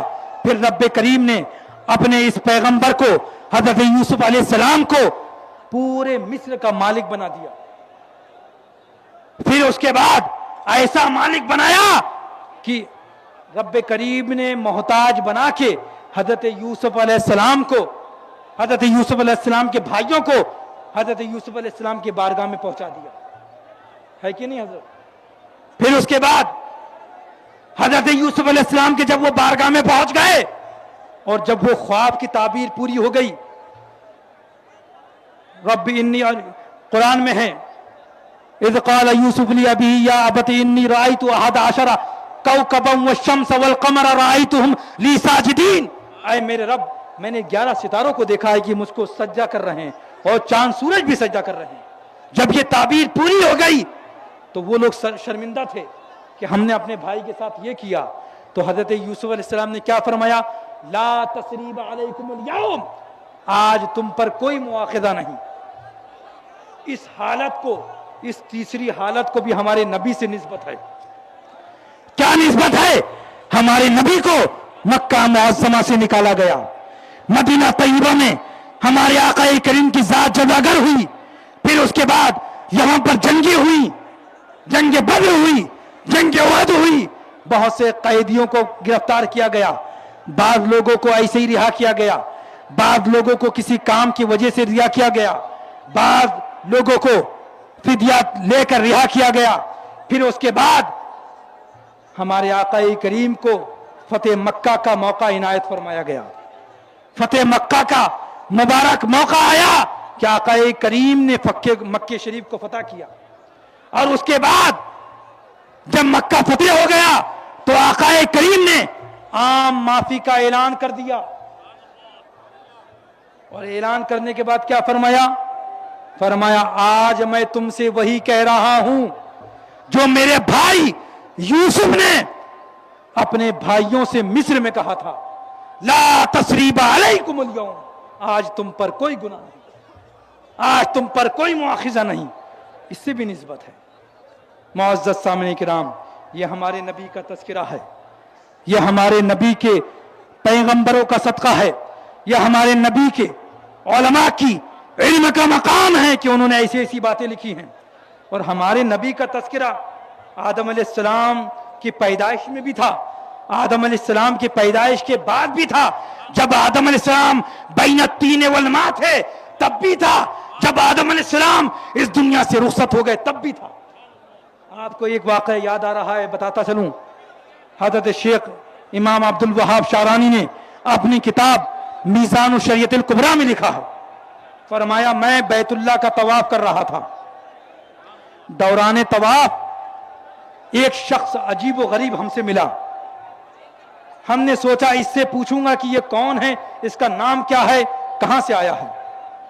तो देखा कि उसका तवाफ हमसे पहले मुकम्मल हो गया। बड़ा अफसोस हुआ कि जो पूछना था वो पूछ नहीं पाया। बहरहाल हमने अपना अपना तवाफ मुकम्मल किया, मकाम इब्राहिम के पीछे जाके 2 रकत नमाजें पढ़ी। फिर उसके बाद जब नमाज से फारिग हुआ तो देखा कि वो आदमी हतीम के अंदर काबे से टेक लगाए बैठा हुआ है और मेरी तरफ देख के मुस्कुरा रहा है। ये किसने कहा? शेख मुहियुद्दीन इब्ने अरबी ने।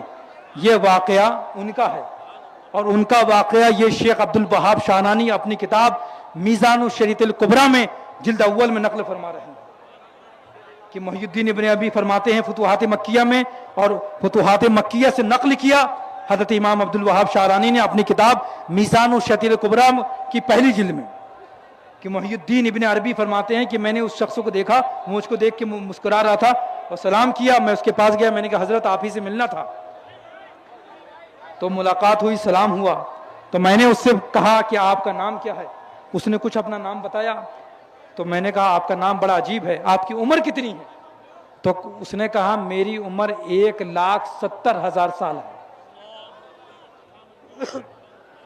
मुहियुद्दीन इब्ने अरबी फुतुहात मक्किया में फरमाते हैं इस वाक़े को, और अल्लामा अब्दुल वहाब शारानी अपनी किताब मीज़ान शरीयतुल कुबरा में जिल्द अव्वल में यह वाक़या फरमाते हैं।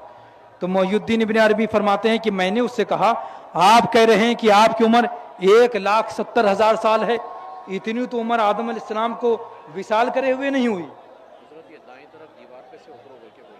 بولیے واقعہ مکمل ہو جانے دیجیے. تو معزز سامعین کرام، تو فرمایا اتنی تو عمر تو حضرت آدم علیہ السلام کو اس دنیا سے رخصت ہوئے نہیں ہوئی. تو جب انہوں نے یہ کہا، شیخ محی الدین ابن عربی نے یہ فرمایا، تو وہ آدمی کہہ رہا ہے، انہوں نے یہ فتوحات مکیہ میں لکھا، وہ آدمی کہہ رہا ہے میاں آدم علیہ السلام پیدا ہوئے ابھی کل کی بات ہے. تو محی الدین ابن عربی حیرت زدہ ہو گیا کہ پھر آپ کون ہیں؟ کہ آدم علیہ السلام سے پہلے جو مخلوق اس زمین پر رہتی تھی میں اس میں سے ہوں. اور کس کعبے کا طواف آیا ہے، طواف کرنے آیا ہے؟ وہ کعبہ جو میرے نبی کا قبلہ ہے. پچھلے انبیاء کرام کا قبلہ تو بیت المقدس تھا، ہمارے نبی کا پتہ کیا چلا؟ ہمارے نبی کا چرچا آدم علیہ السلام سے پہلے بھی تھا. آدم علیہ السلام کی جب پتلا تیار کیا جا رہا تھا، جب ان کی خاک تیار کی جا رہی تھی تب بھی تھا، جب وہ مبعوث ہوئے تب بھی تھا، جب وہ وصال فرما گئے تب بھی تھا. اس کے بعد نبی پیدر پہ انبیاء کرام اور رسول اعظام آتے رہے تب بھی تھا، اور اب بھی ہے اور قیامت تک باقی رہے گا. معزز سامعین کرام، آپ سے یہ گزارش کری جاتی ہے، یہ دیوار پر جو لوگ چڑھے ہیں یہ اتر جائیں. دیوار پر جو لوگ چڑھے ہیں یہ نیچے اتر جائیں. تکلیف ہو سکتی ہے. قرآن پاک میں رب کریم نے فرمایا وَلَا تَحْلُقُوا بِأَيْدِيكُمْ إِلَى التَّحْلُقِ وَلَا تَلْقُوا بِأَيْدِيكُمْ إِلَى التَّحْلُقِ. اپنے ہاتھوں ہلاکت میں نہ پڑو. اگر جو دیوار پہ یہ لوگ چڑھے ہیں خدا نہ خواستہ جوش ایمانی یا نعرے بازی میں گر جائیں گے تو حادثہ ہو جائے گا، اسی جلسے پر اثر ہوگا. آقا کے یہ میلاد، یہ نور والے کا یہ جو جلسہ ہے، اس پر یہ داغ لگ جائے گا کہ اتنے لوگوں کا انتقال ہو گیا. ہم ان کفاروں کی طرح نہیں ہیں جن کے جلسوں میں آگ لگ جاتی ہے. ہم ان کفاروں میں سے نہیں آئے، نہ ان کا طرز اختیار کرتے ہیں کہ جن کی رسومات ایسی ہیں کہ ان کے معبودان باطل اپنی ہی ماننے والوں کو جلا کے خاک کر دیتے ہیں. ہم ان کے رسم و رواج کو اختیار کرنے والے نہیں ہیں جس میں وہ لوگ اپنے آپ کو تکلیف پہنچاتے ہیں. معزز سامعین کرام، اس دیوار پر جو لوگ چڑھے ہیں وہ اتر جائیں، اور نہیں اتر رہے ہیں تو جو وہاں پر موجود ہیں ان سے یہ عریضہ ہے کہ وہ ان کو نیچے اتار دیں.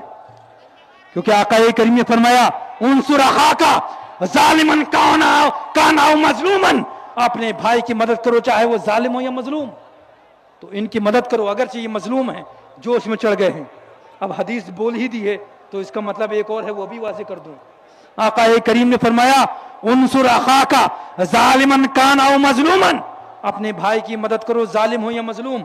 اگر مظلوم ہو تو مدد کی جائے. یہ دیوار پر چڑھ گئے ہیں تو ان کی مدد کری جائے.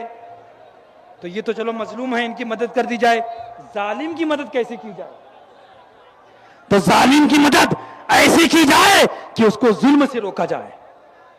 آج معزز سامعین کرام، اسلامی معاشرہ تباہ کیوں ہو رہا ہے؟ ہمارا مرکز بریلی اور ہمارے علماء اور جو مدارس اسلامیہ جو مرکز ہے، آج وہاں پر اس کی توہین کی جاتی ہیں. آج وہاں پر ان کا تعاون نہیں کیا جاتا. آج طرح طرح کے ان کے اوپر الزامات لگائے جاتے ہیں. حکومت بھی ان پر شکنجہ کستی ہے، عوام بھی شکنجہ کستی ہے کہ قیادت عوام کی علماء کیوں نہیں کر رہے ہیں، مشائخ اعظام کیوں نہیں کر رہے ہیں. حالانکہ یہی عوام ہے. جب قیادت کا وقت آتا ہے تو کہتے ہیں آپ مولانا صاحب ہیں، مسجد اور ممبر و محراب تک رہیے، اور جب پھر میدان کا مسئلہ آتا ہے آپ کیوں نہیں آ رہے ہیں. معزز سامعین کرام، اپنے بھائیوں کی مدد کریے. عرض کر رہا تھا کہ چوتھے آسمان پر آقا کریم کی ملاقات حضرت ادریس علیہ السلام سے ہوتی ہے. اس میں بھی ایک حالت ہے. حضرت ادریس علیہ السلام کے تعلق سے قرآن پاک میں فرمایا گیا مکانن علیہ، کہ حضرت ادریس علیہ السلام کو رب کریم نے بلند اور بالا مقام عطا فرمایا. تو معزز سامنے کرام، حضرت ادریس علیہ السلام کو اگر رب کریم نے علو مکان عطا فرمایا تو ہمارے نبی کو بھی رب کریم نے علو شان عطا فرمائی. تحریر کا سب سے پہلے علم حضرت ادریس علیہ السلام کو عطا کیا گیا. کتابت تحریر خط و خطابت سب سے پہلے نبیوں میں حضرت ادریس علیہ السلام نے کی، اور اس کے بعد اس حالت کو نسبت ہے ہمارے آقا کریم کی حالت سے، کیونکہ ہمارے آقا کریم نے، رب کریم نے جب ان کو علو شان عطا فرمایا تو آقا کریم نے تمام دنیا کے حکمرانوں کو خطوط روانہ فرمائے، تحریریں روانہ فرمائی، اور کیا فرمایا؟ ایک خط بتا رہا ہوں، حالانکہ مصر کے شعبہ تبلیغ کے اندر ان خطوط کو جن کو آقا کریم نے تحریر فرمایا تھا ان کے بعض اقتباسات کو کلاس میں پڑھایا جاتا ہے، اس میں سے ایک خط کے تعلق سے میں بتاؤں گا۔ آقا کریم نے فرمایا بسم اللہ الرحمن الرحیم من محمد ابن عبداللہ رسول اللہ صلی اللہ تعالی علیہ وآلہ وسلم الى ہرقل عظیم الروم اسلم تسلم تعالوا الى کلمت سواء بیننا وبینکم اللہ نعبد الا اللہ ولا نشرک به شیئا۔ بسم اللہ الرحمن الرحیم، پاک ہے وہ بسم اللہ الرحمن الرحیم، اللہ کے نام سے شروع جو نہایت مہربان رحمت والا۔ اسلم من محمد ابن عبداللہ رسول اللہ، محمد ابن عبداللہ جو اللہ کے رسول ہیں اس کی طرف سے الہ ہرقل عظیم الروم، ہرقل ہرکولیس جو روم کا بڑا بادشاہ ہے اس کی طرف، اسلم تسلیم، ایمان لاؤ محفوظ رہو گے۔ پھر فرمایا تعالوا الى کلمت سواء بیننا وبینکم، آ جاؤ ایسے پوائنٹ کی طرف، ایسے کلمے کی طرف، سواء بیننا وبینکم جو ہمارے اور تمہارے درمیان ایک ہے، جس پر ہم اور تم متفق ہیں۔ وہ کون سا پوائنٹ ہے؟ اللہ نعبد الا اللہ، اللہ کے سوا کسی کی پوجا نہیں کریں گے، ولا نشرک به شیئا، اور اس کی ذات میں کسی کو شریک نہیں ٹھہرائیں گے۔ اس کو آپ بھی مانتے ہو، اس کو ہم بھی مانتے ہیں، اس پوائنٹ کی طرف آ جاؤ۔ معزز سامعین کرام، یہ آقا کا پیغام ہے۔ آج اگر ہم اسی خط کی برکت سے یہ کہیں کہ تمام خانخواہیں متحد ہو جائیں، آج کے دور میں تمام سنی خانخواہیں آقا کے نام پر، سنی خانخواہیں، ہم کو کیا وہابی سے لینا دینا، تمام سنی خانخواہیں اگر آقا کے نام پر متحد ہو جائیں، تمام علماء آقا کے نام پر متحد ہو جائیں، تمام پیران اعظام آقا کی ذات پر متحد ہو جائیں، تمام قائدین آقا کی ذات پر متفق ہو جائیں، تمام مدارس کے بانی اور اس پر پڑھانے والے مدرسین آقا کی ذات پر متفق ہو جائیں، تو معزز سامعین کرام، آج جو قوم جس حالتوں سے گزر رہی ہے وہ حالت سے نہیں گزرے گی۔ آج ہماری قوم پر جو عذاب آ رہا ہے وہ عذاب نہیں آئے گا۔ معزز سامعین کرام، آج اگر ہم تھوڑا سا کام کر لیتے ہیں یا کوئی عالم تھوڑا سا کام کر لیتا ہے تو وہ پھولا نہیں سماتا۔ شعبہ تبلیغ میں یہ بھی پڑھایا گیا تھا، فرماتے ہیں القوم الآخرون يتعلمون ويزدادون ويبقون ويقولون انهم ينقصون ونحن نبرح قليلا ونفرح كثيرا۔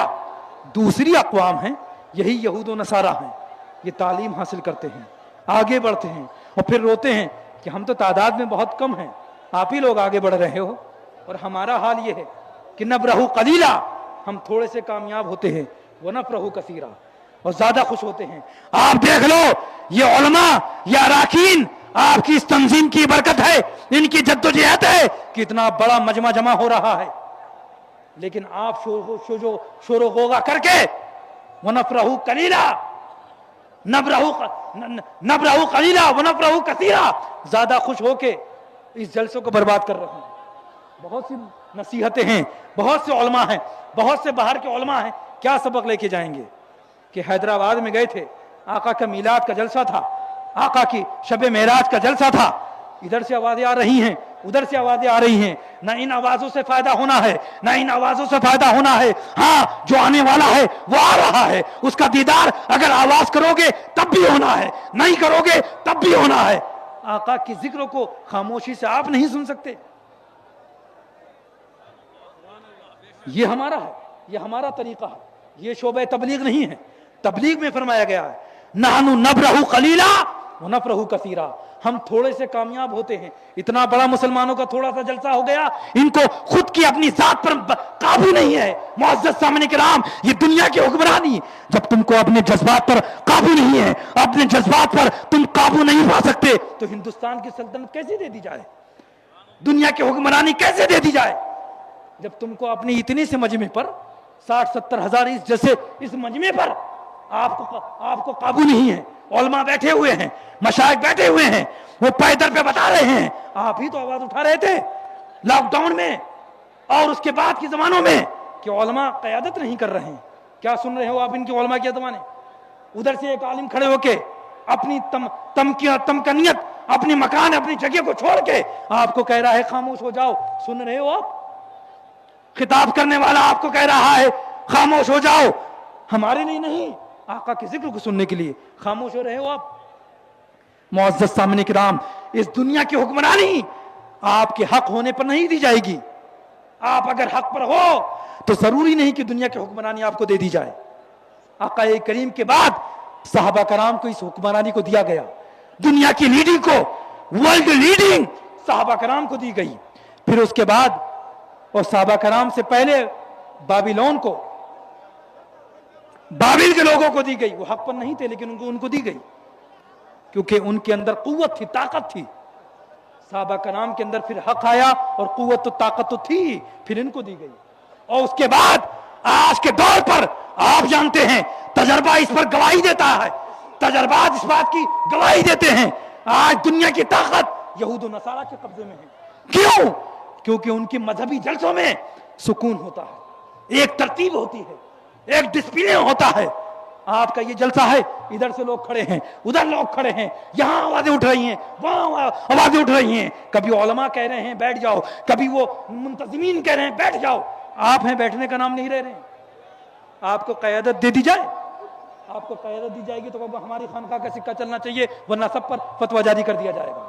ہمارے مدرسے کی سند معتبر ہونی چاہیے, ورنہ سب کو خارج کر دیا جائے گا علمیت سے. معزز سامعین کرام, اپنے اندر وہ بھاری پن پیدا کرو, اپنے اندر وہ شوق اور جذبہ پیدا کرو. اور شوق اور جذبہ پیدا کرنا یہ تو آسان ہے, بچہ بھی تھوڑا سا بھڑکاؤ تو بھڑک جاتا ہے. اصل ہے جہاں بینی, کار جہاں بینی, یہ اصل چیز ہے. معزز سامعین کرام, معاملات کو دیکھنا, سنجیدگی میں رہنا, اپنے قوم, اپنے علاقے پر, اپنی پاپولیشن پر آپ کا کنٹرول ہونا. آپ جانتے ہیں ہمارے مدرسوں کا ان کی طلبہ پر اور ان کے علاقوں پر کنٹرول نہیں ہے. خالی علماء ذمہ دار نہیں ہیں, قیامت میں ہر علاقے کے لیڈر سے پوچھا جائے گا. خانخواہوں میں اگر خانخواہ والے اپنے مریدین میں یہ پیغام دیتے ہیں کہ ایسا ایسا کر لیا جائے, ان کا کنٹرول نہیں ہے. جتنے بھی دارالافتاء ہیں اگر وہاں سے فتاوے جاری کر دیے جائیں کہ ان چیزوں پر عمل ہونا چاہیے. آقا کریم آج کی رات میں نمازوں کو لے کے آئے تھے نا, اتنی مرتبہ حضرت موسیٰ علیہ نبینا نے اتنی مرتبہ ان کو, آقا کریم کو اللہ کی بارگاہ میں روانہ فرمایا کہ حضرت آپ پھر سے جائیے, نمازیں کم کر کے آئیے, آپ کی امت اس کی استطاعت نہیں رکھتی. کیوں؟ کیونکہ انہوں نے تفسیرات میں ہیں, محدثین فرماتے ہیں, مفسرین فرماتے ہیں کہ حضرت موسیٰ علیہ السلام کی امت پر 3 نمازیں فرض تھیں, فجر, ظہر, مغرب, اور تینوں نمازیں 2-2 رکعت تھیں. پھر بھی وہ نمازوں کی پابندی نہیں کر پائے, اس لیے وہ کہہ رہے تھے. لیکن الحمدللہ آقا کریم کی جیسی ذات افضل ہے ویسی قرآن تمام کتابوں میں افضل ہے. آقا کریم کی ذات جیسے افضل ہے ویسے آقا کریم کی امت تمام امتوں میں افضل ہے. آپ خیر الامم ہو, آپ وہ قوم ہو کہ تعاونوا علی البر والتقوی ولا تعاونوا علی الاثم والعدوان. آپ وہ قوم ہیں, آپ وہ امت ہیں کہ اناجیلہم فی صدورہم, ان کی مذہبی کتابیں ان کے سینوں میں ہوگی. یعنی کتنے حفاظ اس اسٹیٹ پر جلوہ گر ہیں. پچھلے انبیاء کرام میں, ان کی امتوں میں سوائے حضرت عزیر کے ایک بھی ایسا امتی نہیں تھا کہ ان کی مذہبی کتابیں ان کے سینوں میں تھیں. ہمارے آقا کی یہ امت کی خصوصیت ہے کہ اناجیلہم فی صدورہم، ان کی مذہبی کتابیں ان کے سینوں میں ہیں. دور بدلا، زمانہ بدلا، سلطنتیں بدلی، طرز و تحریر بدلا، لیکن جس طریقے سے قرآن آقا کریم کے زمانے میں حفظ کرایا جاتا تھا آج بھی حفظ کرایا جا رہا ہے. جس طریقے سے اس زمانے میں قرآن کو حفظ کیا جاتا تھا آج بھی حفظ کیا جا رہا ہے. یہ قرآن معزز سامعین کرام ہمارے اس نور والے نبی کا ایسا معجزہ ہے جو قیامت تک باقی رہے گا.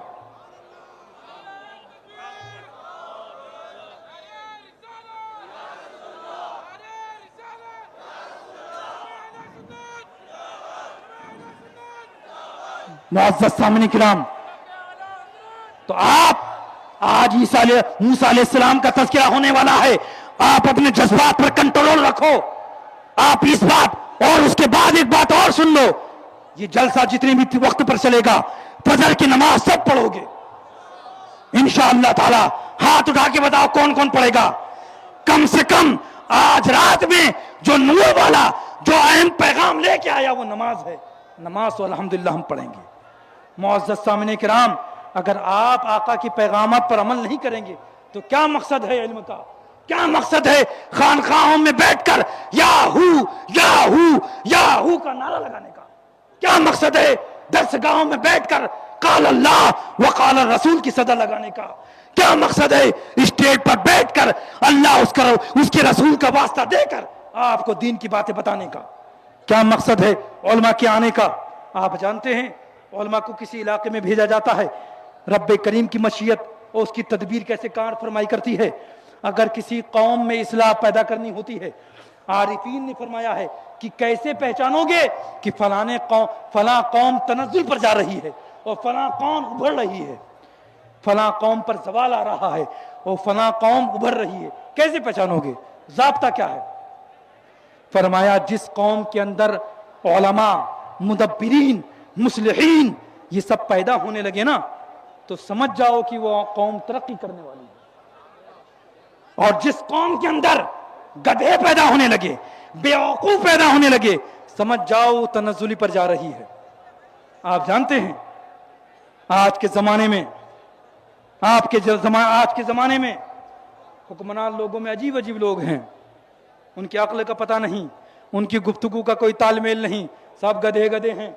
اس سے پتہ چل رہا ہے کون سی قوم کو رب کریم کی مشیت میں یہ طے کر دیا گیا ہے کہ کون سی قوم زوال پذیر ہونے والی ہے اور کس کا پرچم بلند ہونے والا ہے. آخری وقت تک انشاءاللہ تعالی ایسا وقت آنے والا ہے کہ اسلام کا پرچم بلند ہونے والا ہے، دین اسلام کا پرچم بلند ہونے والا ہے، احکامات اسلامی پر مضبوطی سے عمل پر آئی ہونے والی ہے. ایک وقت ایسا آنے والا ہے کہ امت محمدیہ کا ایک بندہ ایسا کھڑا ہوگا، اس کا ذکر بھی قرآن، اس کا ذکر بھی بزرگوں کی کتابوں میں ہے. ایسا بندہ کھڑا ہوگا، اس سے کہا جائے گا تم اللہ کی راہ میں ایک سجدہ کر رہے ہو، دوسرا سجدہ نہ کرو. وہ کہے گا نہیں، دوسرا سجدہ کروں گا چاہے دنیا کی آدھی دولت دے دی جائے.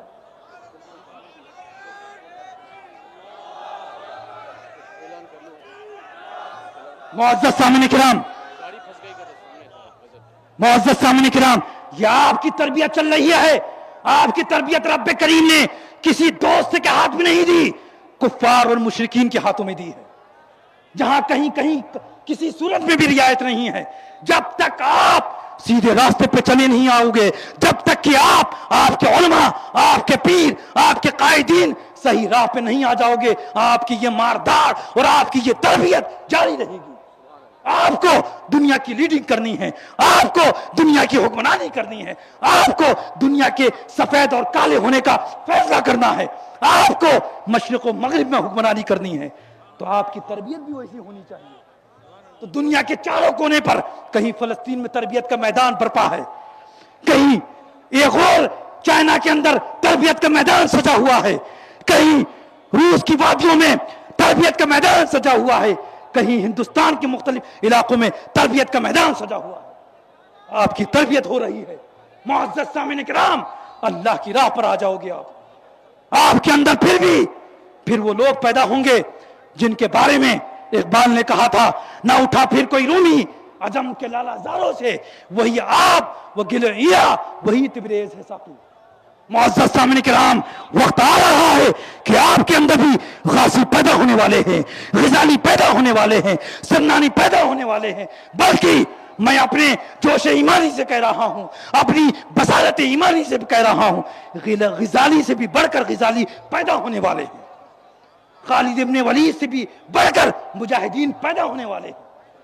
تبھی تو ہمارے نبی نے فرمایا، نہیں معلوم کہ میری امت کا اول حصہ افضل ہے کہ یہ آخری حصہ افضل ہے۔ ایسے مجاہدین پیدا ہونے والے ہیں، ایسے اللہ والے پیدا ہونے والے ہیں، اپنی آنکھوں سے میں نے دیکھا ہے۔ معزز سامعین کرام، ہم نے رویا میں، خواب میں، اللہ کی ذات کی قسم کھا کے کہہ رہا ہوں، ایسے لوگوں کو دیکھا ہے جو آنے والے ہیں، جب وہ چلیں گے تو زمین تھلا اٹھے گی۔ اعلیٰ حضرت عظیم البرکت پیلی بھیت کی سرزمین پر شاہ جی محمد شیر میاں سے فرمایا کرتے تھے، ملنے آتے تھے تو شاہ جی محمد شیر میاں فرماتے تھے، پیلی بھیت والو، ایک سلطنت کے ماتحت تم سو گے، صبح تم کو اٹھانے والی جو آواز ہوگی وہ مسلمانوں کی گھوڑوں کی ٹاپیں ہوں گی۔ آپ اپنے اندر وہ لیاقت پیدا تو کرو، لیڈنگ کی لیاقت پیدا کرو۔ اعلان کریے، گاڑی پھنسی ہے۔ حضرات السلام علیکم ورحمۃ اللہ وبرکاتہ۔ صبر کا مظاہرہ کیجئے، اطمینان سے رہیے۔ حضرت بالکل ابھی تشریف لانے والے ہیں۔ سامنے کچھ ٹریفک میں گاڑی پھنس گئی ہے، تو جہاں تک میری آواز جا رہی ہے ذرا گاڑیوں کو ذرا سا ہٹا لیجئے تاکہ حضرت کی گاڑی اندر آسانی سے آ سکے، اور آپ لوگ بالکل محبت کے ساتھ، ادب کے ساتھ، احترام کے ساتھ حضرت کا استقبال کریں۔ حضرت بہت تھکے ہوئے ہیں، طبیعت تھوڑی سی ناساز ہے اور جاگے ہوئے بھی ہیں، تو آپ ان کو زحمت نہ دیں، ان کو بسہولت سٹیج پر آنے کے لیے راستہ فراہم کریں برائے مہربانی۔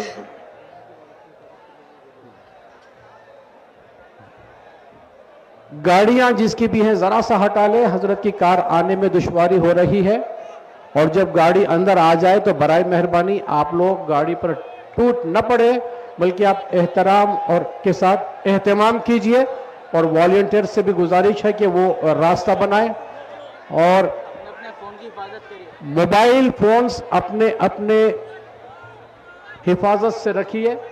بعض مرتبہ کچھ ایسے ناعاقبت اندیش ایسے موقعوں کا ناجائز فائدہ اٹھا کر ایسے چوریاں کرتے ہیں۔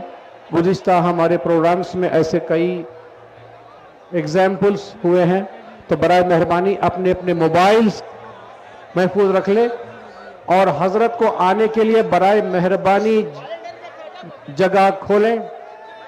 والنٹیئرز حضرات پورے گروپس کے پلیز بی ایکٹیو۔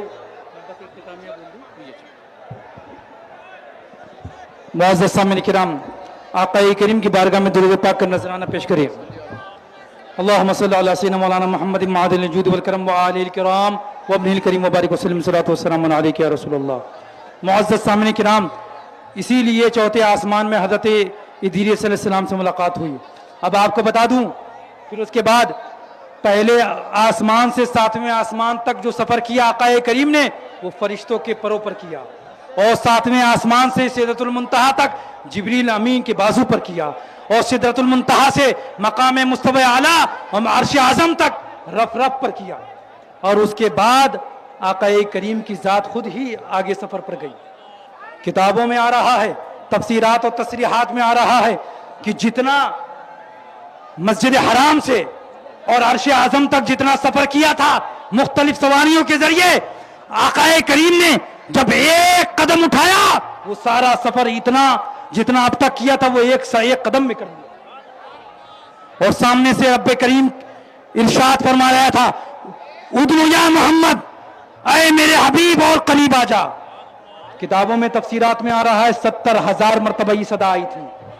ہر قدم پر آقا کریم نے قدم اٹھایا ہے، ہر صدا پر قدم اٹھایا ہے، اور اس کے بعد آقا کریم کی ذات وہاں پر آقا کریم کی ذات وہ مقام قاب قوسین او ادنا پر پہنچی ہے، اور اس کے بعد رب کریم سے خطاب فرمایا۔ عارفین فرماتے ہیں آقا کریم نے رب کریم سے جو معراج فرمائی ہے 34 مرتبہ مواہب لدنیا میں، عارفین فرماتے ہیں 34 مرتبہ معراج فرمائی ہے، لیکن اس 34 مرتبہ میں ایک مرتبہ جسم اور جسمانیت کے ساتھ معراج ہوئی ہے، رب کی بارگاہ میں دعا ہے مولا تبارک تعالیٰ ہم سب کو ان سفروں کی برکت عطا فرمائے، رحمت عطا فرمائے، رب کریم ہماری خطاؤں کو معاف فرمائے، آقا کا نور عطا فرمائے، آقا کی محبت عطا فرمائے، مولا اپنا شوق لقاء عطا فرمائے، اپنے حبیب کی محبت عطا فرمائے، رب کریم ہمارے دلوں میں احکام اسلام کی مضبوطی سے وہ احکام اسلام پر مضبوطی سے عمل کرنے کی لگن عطا فرمائے، رب کریم ہمارے دلوں میں اسلام کی محبت عطا فرمائے، رب کریم ہمارے اسلام کو رب کریم عزت عطا فرمائے۔ اللہم اعز الاسلام والمسلمین، اللہم اہلک الکفار والمشرکین وجميع اعداء الاسلام والملة والدين، اللهم ارزقنا علما نافعا كاملا وعملا صالحا ورزقا حلالا طيبا ولسانا ذاكرا وقلبا خاشعا ودعاء مستجابا وعيشة راضية في الدنيا وفي الآخرة۔ اللهم لا تشمت أعدائي بدائي، اللهم اجعل القرآن الكريم شفائي ودوائي، اللهم أنا العليل وأنت المداوي، أنت ثقتي ورجائي، اللهم اجعل حسن ظن بك شفائي، اللهم اجعل القرآن الكريم ربيع قلوبنا ونور صدورنا وزخرة ليوم حشرنا ونشرنا وذهاب همومنا وغمومنا وذنوبنا، اللهم أعز الإسلام والمسلمين، اللهم أعز الإسلام والمسلمين، اللهم أعز الإسلام والمسلمين، اللهم أهلك الكفار والمشركين وجميع أعداء الإسلام والملة والدين۔ رب کریم اسلام کا بول بالا فرما، مسلمانوں کا بول بالا فرما، رب کریم عالم اسلام کے مسلمانوں کی جان مال عزت آبرو کی حفاظت فرما، ہماری مسجدوں کی حفاظت فرما، ہماری مکتبوں کی حفاظت فرما، ہمارے مدرسوں کی حفاظت فرما، ہماری خانخواہوں کی حفاظت فرما، ہمارے مسلمانان اہل سنت کی حفاظت فرما، رب کریم ہماری جان مال عزت آبرو کی حفاظت فرما، ہمارے بچوں کی مستقبل کی حفاظت فرما، رب کریم فلسطین کے مسلمانوں کی جان مال عزت آبرو کی حفاظت فرما، اسلام کا بلبلا فرما، مسلمانوں کا بلبلا فرما، وصلی اللہ تبارک تعالی علی خیر خلقہ ونور عرشہ وعلی آلہ وصحابہ اجمعین برحمتک یا ارحم الراحمین۔ حضرات، حضرت تشریف لا چکے ہیں، برائے مہربانی